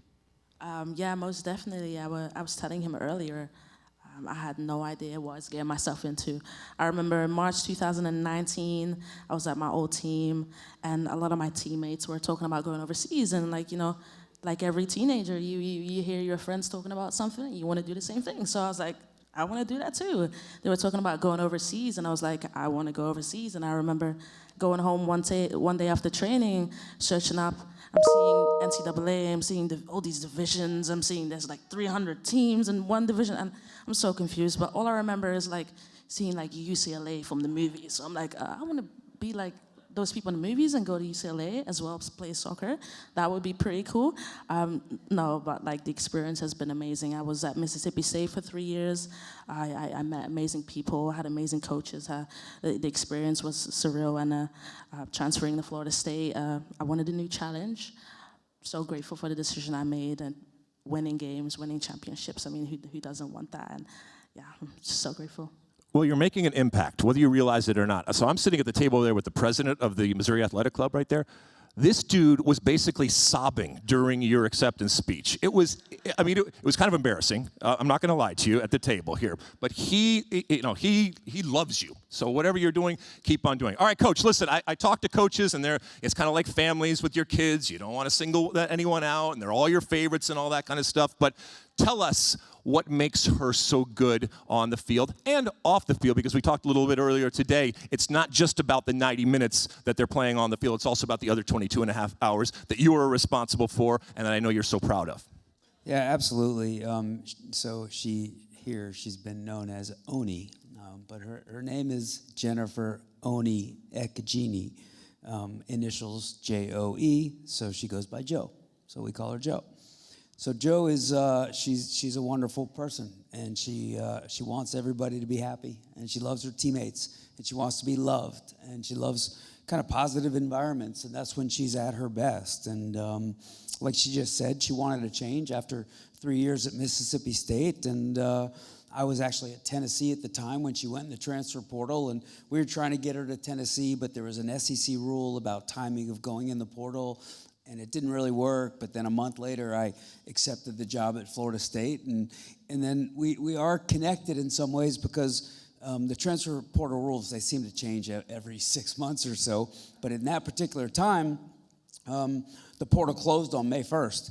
And so when I took the job in late April, the portal was just about to close. And she was the best player in the portal. And the two of us went there together, and we walked into the reigning national champions. We were the only two new individuals in the outfit, and we were connected instantly. And in terms of what makes her special on the field, obviously, as Coach Walker said, you score goals and you're special. You're different. You're unique. And Joe has evolved a lot as a player over the last 2 years. She's become very much a two-way player. She's played a lot for us in the midfield. She played, as you alluded to, she played in the World Cup for Nigeria this past summer and played in the midfield for Nigeria. And so her defending has improved a lot. And Coach talked about being a two-way player and you're a special midfielder and how instantaneously he wants to win the ball back. And that's become part of her fabric. But her special quality and what still makes her different from the rest is her ability to put the ball in the back of the net in different ways. And so second half of the season, we put her back up top. She agreed to do so and went on a tear. And it's one thing to score goals. It's a whole nother thing to do it in important moments, in important games. And she did that repeatedly for us, which is exactly why she's sitting here right now. We talk and have talked, and I guess we'll continue to talk about pathways. And as I said before, this is a celebration of the collegiate pathway. And we know the collegiate pathway over the years is changing and continues to change. The skills and the experiences, and therefore some of the benefits that you have gotten. If I asked you to go out there and sell to somebody else, a young girl somewhere else who's possibly thinking, whether that girl is coming like you over from Europe or whether that's a girl that's growing up here domestically, about the pathway of collegiate soccer, not just in terms of kicking the ball, but all of those other things, like I said, in those other 22 and a half hours. What are some of the things that you would point to that you are now taking with you as you go out there in the big wide world with Juventus and beyond? I would just say go somewhere that makes you happy. Just learn to be open-minded, be coachable. You can never really foresee what the future is going to be like. You never really know what the outcome will be. But I would just say just work hard, try your best, and believe in yourself and don't let anybody ever try and tell you you cannot do this or that. You know yourself best, and aim high as you can, and don't let anybody ever tell you that you can't do anything. Coach, they say that you should never take over for a legend or someone that's incredibly successful. You should also wait until that person gets fired and then take over, all right? You said, forget that, all right? I'm coming in, and I'm coming in hot, but I'm coming in with an incredible program. And it's always fascinating to me as to what do you do, or maybe more importantly, what don't you do going forward with this team? And as the great Janet Jackson said, what have you done for me lately? Okay, so what is it that you did to get to this point in a relatively short period of time? And then for your program, what are you going to do going forward? Yeah, I was very blessed to walk into, well, in my mind, blessed to walk into the reigning national champions, right? And have that challenge very personally in front of me. And I asked the players to give me a chance, and I will learn from them, and hopefully they'll learn from me, and we'll try to do this together. And inherited an incredible roster, and obviously added a piece like this back in 2022, and added some more pieces in 2023, and we had a really, really special season, right? And now moving forward, we lose special players like Joe and a couple others as well, and it's going to be, you know, the old, is it a rebuild or is it a reload, right? The eyes and the beauty of the beholder. We've got to recruit good players, right? We are all 6 lucky coaches who are here tonight. And Bobby's talking about how blessed he felt when he was here for the first time. I was lucky to be here a year ago with Jenna Neiswanger, right? We're lucky coaches because we have amazing players, right? And so it's our job to continue to recruit amazing players and then put them in places where they can succeed and help facilitate their growth both on the field and off the field. And the standard is high. I mean, Florida State has now won, and this hit me as we were talking earlier. Florida State has now won 3 of the last Hermann Trophy Awards. And Florida State coaches, myself the last 2 years, Mark Krikorian the 2 years prior, has been here, represented 4 consecutive years. That's a big deal. Florida State's also been to College Cups 4 straight years, right? 3 out of the last 4 in national championship games, 2 out of the last 4 national championships. So the standard is high. Last year, after our first season, I was telling Coach Noonan and Coach Musis, after our first year, we won the ACC championship last year. We got to the College Cup, and a lot of people were just saying, solid first year, not bad. And here I'm sitting there thinking, this is the best year of my coaching life. What are you talking about, right? So it's hard. We got to keep it going, but that's the challenge we all want. Oni, you're now part of a special group, a very elite and privileged group in terms of a MAC Hermann Trophy Award winner. I'll tell you a real quick story about this place. They won't hear this. Don't worry about this. So many years ago, back before you were born, back in the 1900s, back in the previous century, okay, they gave me this award and they invited me out to this incredible place here in St. Louis, right? And I showed up and they gave me a room, just like you, everything, right? And they said, hey, there's a pool. And they said, go down if you want to swim. Fine, no problem. So I come cruising down. Again, this is 1991. And I walk in there all ready to jump in the pool. And I swear to God, I kid you not, there's about 30 naked men all frolicking all over the pool, all right? Times have changed drastically here at the Missouri Athletic Club since then, okay?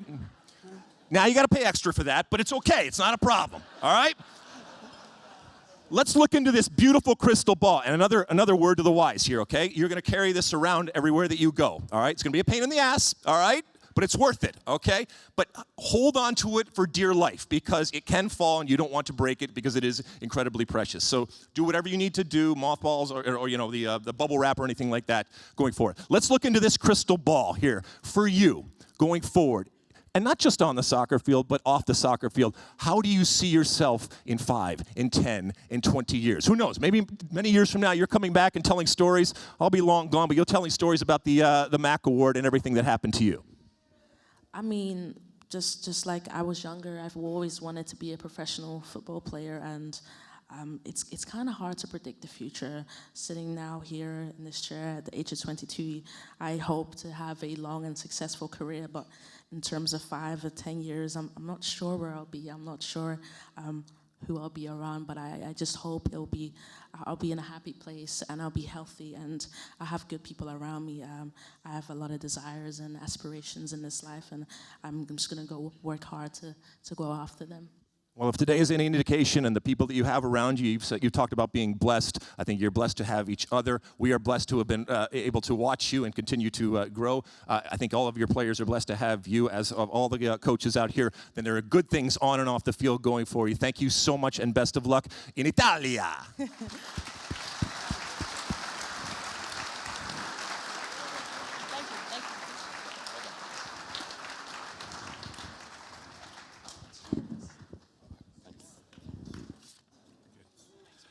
Usman Silla led Clemson to the national championship, their second in 3 seasons. He scored 13 goals, including 5 game winners, and he added 10 assists. The native of Dakar, Senegal, becomes the 4th player from Clemson to win the Hermann Trophy. As Usman and his coach, Mike Noonan, make their way to the stage, let's take a look at some highlights from this past season.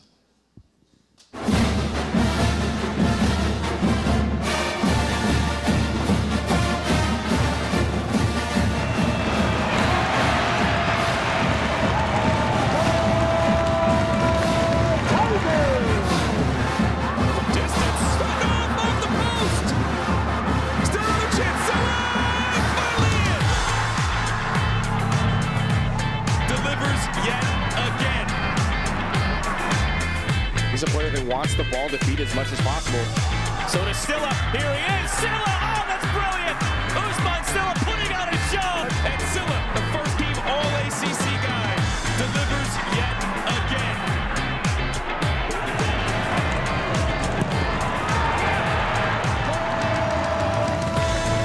Silla will take the outside shot and he'll score! For Richmond, finds it. Richmond with a keeper out, centers it, and it's pushed into the net by Usman Silla.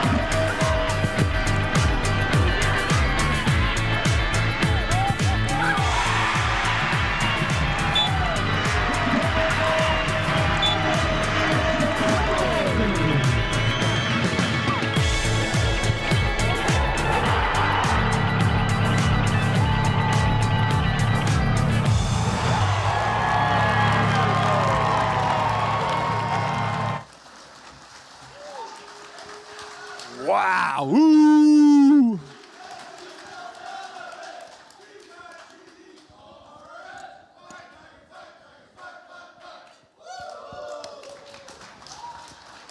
Wow, huh? Check. Hey, wow, that's, they're over there. You know any of them? Yeah, kind of, right? Of course. All right, till you get out of here, right? Then I have no idea. Oh, my goodness. Well, first off, where's the Michigan table? Listen, seriously, don't steal anything, okay? Because I'll get blamed. I love you. You're my people. I get it all, but don't steal anything over there. Yeah, not that ball. Definitely not that ball. Boy, oh boy, they are wonderful. I'll see them at the bar later tonight. It'll be fun. We'll have a good time. It's gonna be wonderful. Charlie, where are you? How tall are you again? 6'5", really? Man, it's like a 6-foot Michigan guy. I mean, what more do you want, right? It's a wonderful way to go through life. I'm telling you, you're gonna be fine. My goodness, Garrison, where are you? I'm sorry, you're eating your dessert. Don't worry, I'll get back to you. It's fine. You eat that dessert. You definitely need that. My man, defenders, right? We're few and far between. Okay, we thank you so much. I didn't think I was ever gonna see it again. I just thought that they said they messed up and they said, oh, we can't go tell him he can't come to St. Louis anymore, so we'll bring him out as a defender. So thank you so much. It makes me so happy. All right, you two, here we go. Usman, congratulations, first and foremost. Okay, this is incredible. Again, I talked to you earlier today about, again, the pathway. By the way, it's like a drinking game every time you say pathway here, if we had drinks. So when it comes to the pathway here that you took, and everyone takes a different pathway, how do I find you here now, sitting on stage with me? We know you came over from Senegal, and you went to Orlando, went to high school in Orlando, and then finished up here in Clemson. Was this something that you grew up thinking about, that you would find your way, again, to the United States, again, to Clemson, or to Florida when it comes to Orlando? Was this something that you grew up having a dream and ambition to do? Yes, when I was in Senegal, so the situation compared there and here is kind of different. So being able to come to US and then to do both, to play soccer and then study, like it was a big deal. And then my family kind of like been pushing me to do that. So I'm glad I did that.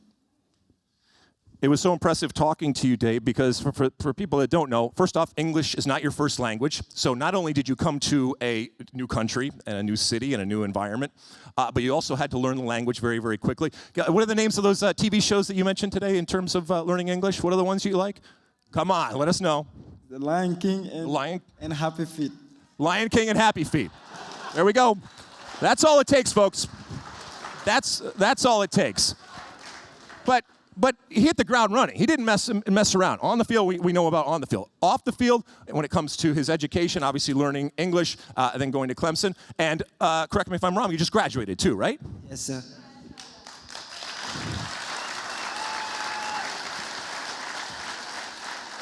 So how many years did it take you to graduate? 3 years and a half. 3 years and a half? So I showed up in the fall of '88 at Rutgers University. I graduated in June of 2014. Yeah, I was on the 30-something year plan. My goodness, that is awesome. That is wonderful. How do you think? Oh, hold on, let me go to your coach a little bit. Let's talk to your coach again. They're all your babies. I get it, but you've seen some incredible players. You've also had some incredible success, and so the bar has been raised when it comes to what happens at Clemson. What has he done differently, or what, has he lived up to when it comes to what you expect and what the Clemson faithful expect? Well, I think with Usman, it's the story behind the story, right? And obviously you can see on the film the talent, right? And that's the easiest thing for people to see. But it's the humility, it's the other-centeredness, and the self-sacrificing for his teammates that makes him a special person. And you talk about his academics, right? He got to Clemson, learning specialists, help. And this past semester, he was a 4.0 student.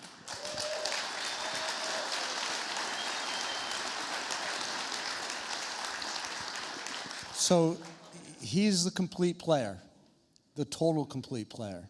And you talk about pathways. I see Josh Yarrow standing there, right? That's a college player. There are college players all over the MLS. And you have 3 of them here. Garrison's already signed in the MLS. College is a pathway, but also with 3 guys who've graduated from great, great institutions and have a pathway to live their dream.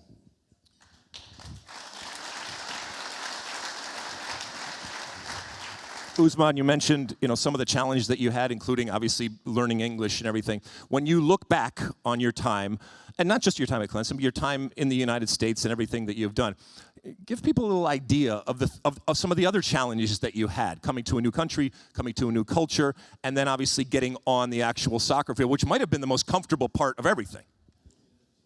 So first of all, I would also like to thank Coach Potompa, who's the one who's helping me coming to US also. And when I first got to Florida, it was very different, coming home from in a different state. It was different. The food was different. The food was different. Well, give me an example. What was bad or good? Like 7-Eleven Slurpees or what? What was the? So compared back home, the food it's kind of is good, and it's something that we used to eat. And then coming here, there's a lot of burgers, a lot of different food. So it take me a little bit while to get used to, but thank God I end up having a good people around me who helping me the way, so that make it a little bit easy for me. Coach, let's finish up here talking about, again, this is a celebration of college soccer, and we know that what college soccer is and what college soccer isn't, or what we hope that it is going forward. I think a lot of us have talked tonight about the value and the opportunity that college soccer can bring. When you look right now at the future of soccer in the United States, what role does collegiate soccer play in the development of players and the development of, let's be honest, because again, I go back to this, the 90 minutes, it's all fine and well, and it's what we talk about here, but ultimately, hopefully, whether it's coaches or educators or anybody else out there, we're producing men and women that are going to lead countries, that are going to lead our country, and hopefully they do that in a way that makes us proud, and they have the abilities and the skills. So how does college soccer become that, I guess, become that again? Well, I don't think it's ever gone away, Lexi. I mean, I remember watching you play, which means that we're both pretty old. But you know, and I think Bobby talked about it. It's the holistic development of young people, and that won't ever go away. You know, they all have talent, right? And it's what they do with their talent moving forward. But as we talked about earlier today, soccer is about hardware, the skills, right? The ability, the tactical ability to be able to recognize things, which Usman's phenomenal, and he's continued to develop over his 4 years.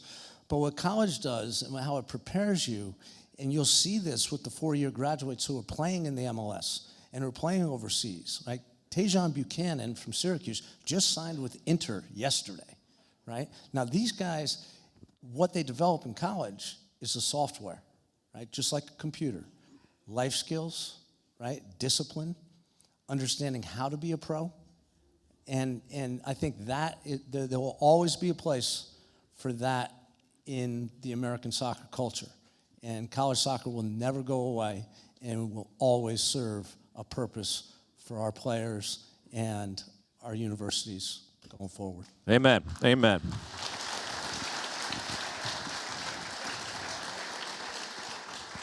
Usman, you get the final word, okay? Again, we look into our crystal ball. What do you see in your future on the soccer field and off the soccer field? Is there a place that you want to play soccer? Is there something that you want to do with this degree that we talked about? What do you see yourself in the future, whether it's 5 years, 10 years, 25 years? I don't know.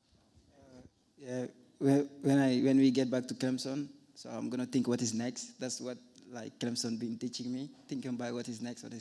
So basically, I'm gonna go play pro. That's what I always wanted to do since like when I was 2 years old. Just wanna play the game that I love. Probably see myself playing the highest level. Yeah. Well, congratulations again, all right? And it's wonderful to hear your unique American story. And there's so many of them out there, as you mentioned, Coach, so many that we have talked about, so many that we don't know about. And I do, like you, feel that college soccer has a huge, huge value. And if it can be engineered in the right way, can continue to be of value going forward. Because again, it's not just about the soccer player that we are producing and molding out there, it's about the young men and women. And if tonight is any indication, our country and our world is in good hands, at least with the people that I've met here, including the people there from Michigan. So, thank you, Lexi. Thank you very much. Thank you.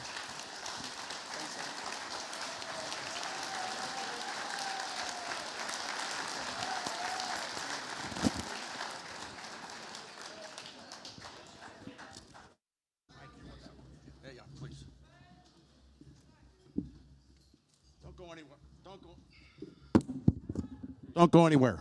Don't go anywhere. We want to thank Alexi in particular.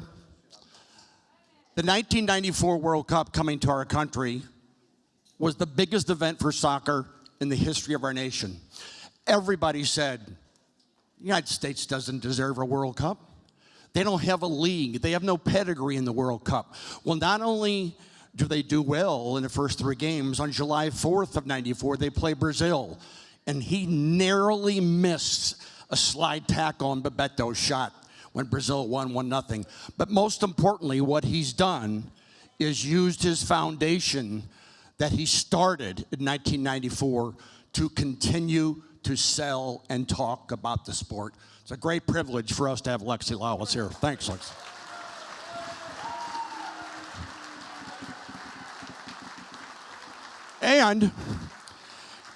And he's the first presenter who talked about naked men in a swimming pool. I continue to talk about the 1994 World Cup. We're going to conclude the evening, as we always do, not with guest speakers, but with special guests who we have question and answers with. And these 2 individuals are prized St. Louisans. These 2 are soccer royalty here in St. Louis.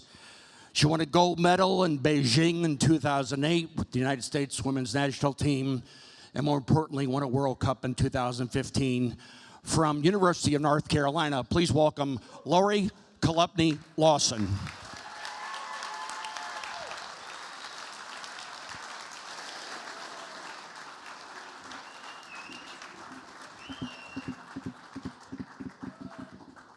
And following close behind, we're honoring two number 16s, which is very unusual.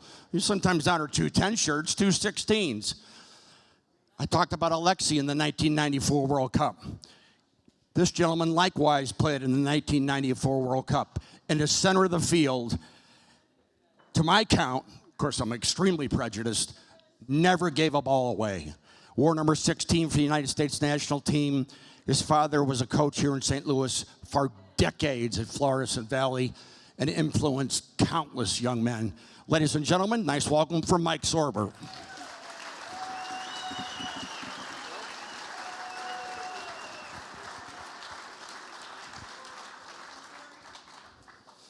Laurie, Mike, Happy New Year. Everybody okay? Happy New Year. First of all, to you, Laurie. Coaching now, great year, congratulations. Second round of the NC2A. A lot of players returning, going farther next year. That's always the hope, right? Was it always in your path to stay involved in the sport in some capacity, but in particular coaching? You know, I think, I don't know if I knew that, but I never saw soccer not being a big part of my life, so I guess that kind of lends itself to becoming a coach. But yeah, it just kind of was part of my journey. You know, starting with the youth at the youth level and kind of worked my way up to the college game. But you know, soccer it's hard. I know so many people in this room. Soccer becomes a part of who you are, and it's just so hard to see your life without it. And so that just kind of became my journey, and I'm really enjoying being a coach now and being on the sidelines and getting to impact players, you know, kind of from a different angle. It's probably too late for some of the young JB Marine young girls to be here, but who's ever here, still from J. Marine, this is Mia Hamm. This is Julie Foudy for JB Marine. Mike Sorber, I mentioned that your father coached for decades at Florissant Valley, played obviously. Was that always in your path to be a coach in some capacity? I guess so. That's the path that I've taken. Soccer's been my life. So yes, from a little age, always being around the game, being around him. There wasn't a lot of soccer on TV. Soccer Made in Germany was about it. Now it's everywhere. Now we have Lexi talking every day, telling us what's good, what's bad. So that's great. But yeah, once you get towards the end of your career, you have to think about what's next. And I was provided with an opportunity to go to St. Louis University, and that then led to the national team and now to MLS. So it's been quite a path. The theme this evening is obviously intercollegiate soccer. Talk about what you just spoke about. Did St. Louis University prepare you for a future in the sport? Yeah, I have some of my teammates here. They're the ones that help get me prepared, because when I left school, there was a year and a half before the World Cup, and then we were playing on the world stage and the lights were shining bright. But funny story or interesting story, when I left St. Louis University, we were in Mission Viejo with Bora. We trained twice a day. It was unbelievable. But I still took 2 classes on my way to graduating. And before I went to Mexico, I finished up 3 classes at St. Louis University. We played a game against England in Wembley. And all my preparation was only from the college game. So there is a lot of value at the university level, and it does prepare a student athlete at the highest level. Talk about preparing an athlete through the intercollegiate game. Laura, you played at University of North Carolina, where everything is a competition. Explain your training sessions, also known as the competitive cauldron. Yes. Oh, man. Well, first of all, Brecken, I have to say my heart is breaking every time we talk about that quarterfinal matchup, just a little bit. My poor Tar Heels. But congrats to you and congrats to all the finalists here tonight. Yeah, the North Carolina system is crazy. Everything we do in practice is recorded from, every shot that you take, every 1v1 opportunity that you're in is recorded and posted on, a board outside of the practice facility. So you are ranked from 1 to last in every category of the game, and that's constantly updated. So every day when you show up to practice, you can see where you rank according, next to your teammates. So it brings a different level of competition to every practice, and you have to show up every day to compete. It's a little bit daunting at first, but you just learn how to sort of live in that uncomfortable state, and I think it was, a huge benefit to me and really helped me develop as a player. And what did Anson say after leading a game 3-0 and losing 4-3? Oh, I don't want to know. Mike, you can approach this next question from a tremendously unique angle, having played intercollegiate soccer at St. Louis University, going into Major League Soccer with the Metro Stars, Kansas City, so on and so forth. But most importantly, having coached within MLS and then with Bob Bradley with the United States national team. Two-part question. Where does America right now, where does the United States rank as a soccer-playing nation? And perhaps just as importantly, where does the American player rank? Well, the American player continues to develop and improve, and the proof is in the pudding with the amount of players in Europe playing for big clubs now. Milan, Inter Milan, Juventus, you name it. So the player continues to develop. Major League Soccer is a big part and is a platform for that. Like Bradley Carnell said, the league continues to improve. We're going to find out when Copa America comes here this summer where we are on the world stage. That's a good barometer for us, playing against good teams from South America, some of the best in the world. Obviously, Argentina is. They won the World Cup. But we need those types of games to give us a better idea of where we stand in the world's game. Like you mentioned, the game against Germany, yeah, we still have a ways to go. It's great that we have players all over the world, but we still have a ways to go. Laura, I mentioned you won the gold medal at Beijing in 2008, but likewise, you also won the World Cup. Any comparison in the importance of the competitions? Oh, man. I get asked this, and I don't have a great answer. I think that the experience is so different from competition to competition where, when you're at the Olympics, you're kind of a small fish in a big pond, right? And you're just one piece of a competition. And so that was fun in its own right that, you're part of this thing that's so much bigger than just you and just soccer. The World Cup is a World Cup, though, and yeah, so it's hard to say which is better, which felt, they're just very different competitions and different feels, but either way, it feels great to lift the trophy. This is a question for the both of you. Was there any particular time, any stage of your respective careers where you said to yourself, or you were told by a coach or some sort of a mentor that, yes, Laurie, Mike, you're both national team players?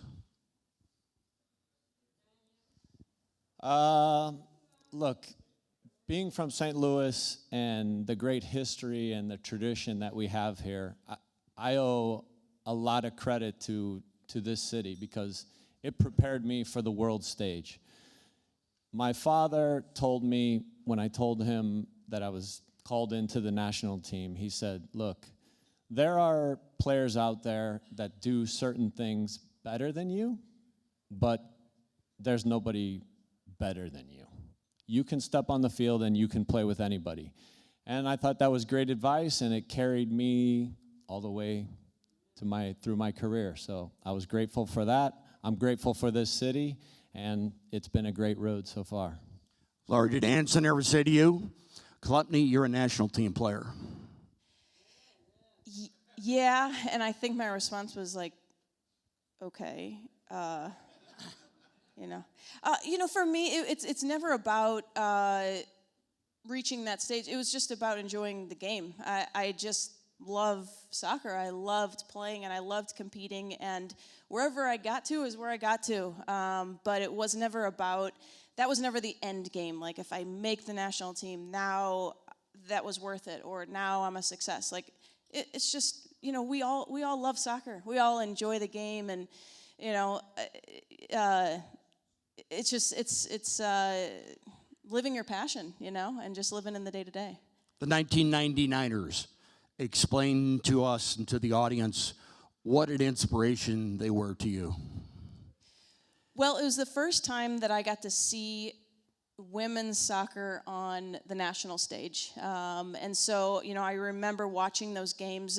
You didn't see much soccer on television. You certainly didn't see much women's soccer on television when I was growing up. That was the first major event where I got to see women competing in front of 90,000 fans on the world stage, and it just kind of opened my eyes to the possibilities. So certainly had a huge impact on kind of just my dreams. Like, if you don't see it, you can't dream it. And so, it opened my eyes to what was possible. Mike, as I mentioned many times, you played in the 1994 World Cup against some world-class competition. Stefan Chapuisat for Switzerland, George Hagi for Romania, Carlos Valderrama for Colombia. But Romario has to be top of the list. Romario was special. I mean, he was quick. He was strong. He could turn on a dime. He could think 3 steps ahead, and he could score. He was magical. One play in particular I see all the time. I wonder if anybody here who watched the game and saw the 94 World Cup, the goalmouth scramble against Colombia. How did you ever get that ball out of the penalty area? Yeah, luck. It was like a corner kick. The ball got played over my head, and I turned. Lexi and Marcelo weren't there. I don't know who was supposed to be on. Where were you, Lex? He's right, Mike, he's sitting right here. I'm not sure what happened, but I turned, and there was a Colombian guy wide open. So I thought, well, Tony went flying out, and I thought, okay, I'm going to go figure out what we're going to do here. And the guy sends the ball across, and it's right at my waist. And I thought, well, I can't let it go past me because somebody might be running through to score. So I stuck my right leg up.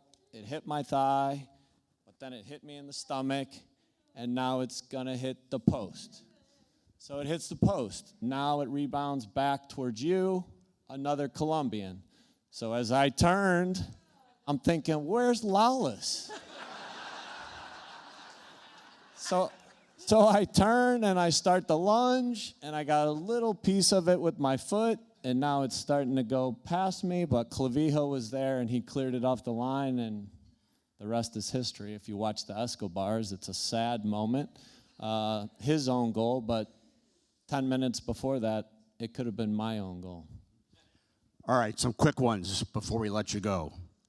Mike, Lori, Mrs. Lawson first. Favorite teammate? I'm going to go Heather O'Reilly. The Heather O'Reilly game face, she just can't beat it. Yeah. She's been here many times. Mike, how about you? Well, I have to say one story about Lexi. He's one of my favorite teammates. But one thing I did not like, and a lot of guys did not like, he would step on your feet in the warm-up and knock guys out, and he never knew that he stepped on your feet. He would kill you in the warm-up. You did not do that. He didn't realize it. Favorite coach, Laurie? Well, that one's impossible. Oh, goodness gracious. I can't. Really? I can't. I mean, I can't. Mike, do you have one? I mean, like Lori, you're thinking, they all bring something special. And there's one guy, well, I played one game for him. It would have been the All-Star game. I know the MAC is sponsoring that this summer, but that would be my father.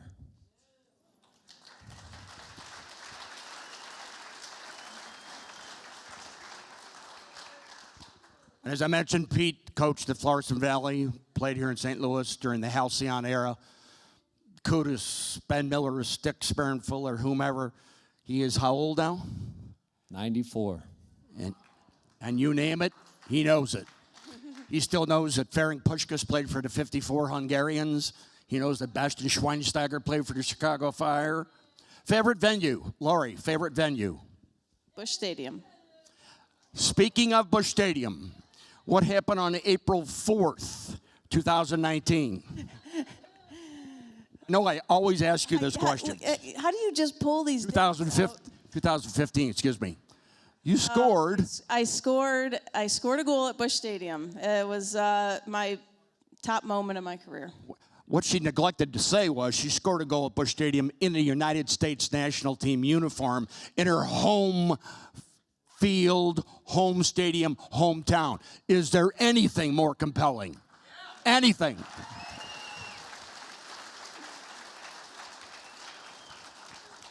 Favorite venue for you? Here, Mexico, Rose Bowl, where? Yeah, the Rose Bowl. Really? The Rose Bowl was special. You know, before the World Cup, we played a game against Mexico they had just announced the team, I guess. And yeah, as you know, 100,000 Mexicans were in the stands. And we ended up winning 1-0. That really helped us leading up to the World Cup. But, you know, beating Colombia 1-0, the last time the U.S. won a game was 1950 against England. So that was a special moment. Lori Kolupny, there's been 9 World Cups played for the women. United States have won 4. They've come in 3rd place 3 times. Is it Armageddon because the United States did not finish well in the 2023 World Cup? You said you weren't going to ask me any tough questions. Just want your opinion. I think it's a good wake-up call. I think it's a good wake-up call. We need it. I think there's some change that needs to happen. And sometimes if we had advanced, you make it to the quarterfinal, the semifinal, you don't get that slap in the face that this one gave us, I think. And I think a bit of a wake-up call will help us in the long run. We promised you we'd get you out of here at 10 o'clock. We have indeed done that. But how about a nice hand for Lori Kolupny Lawson and Mike Sorber.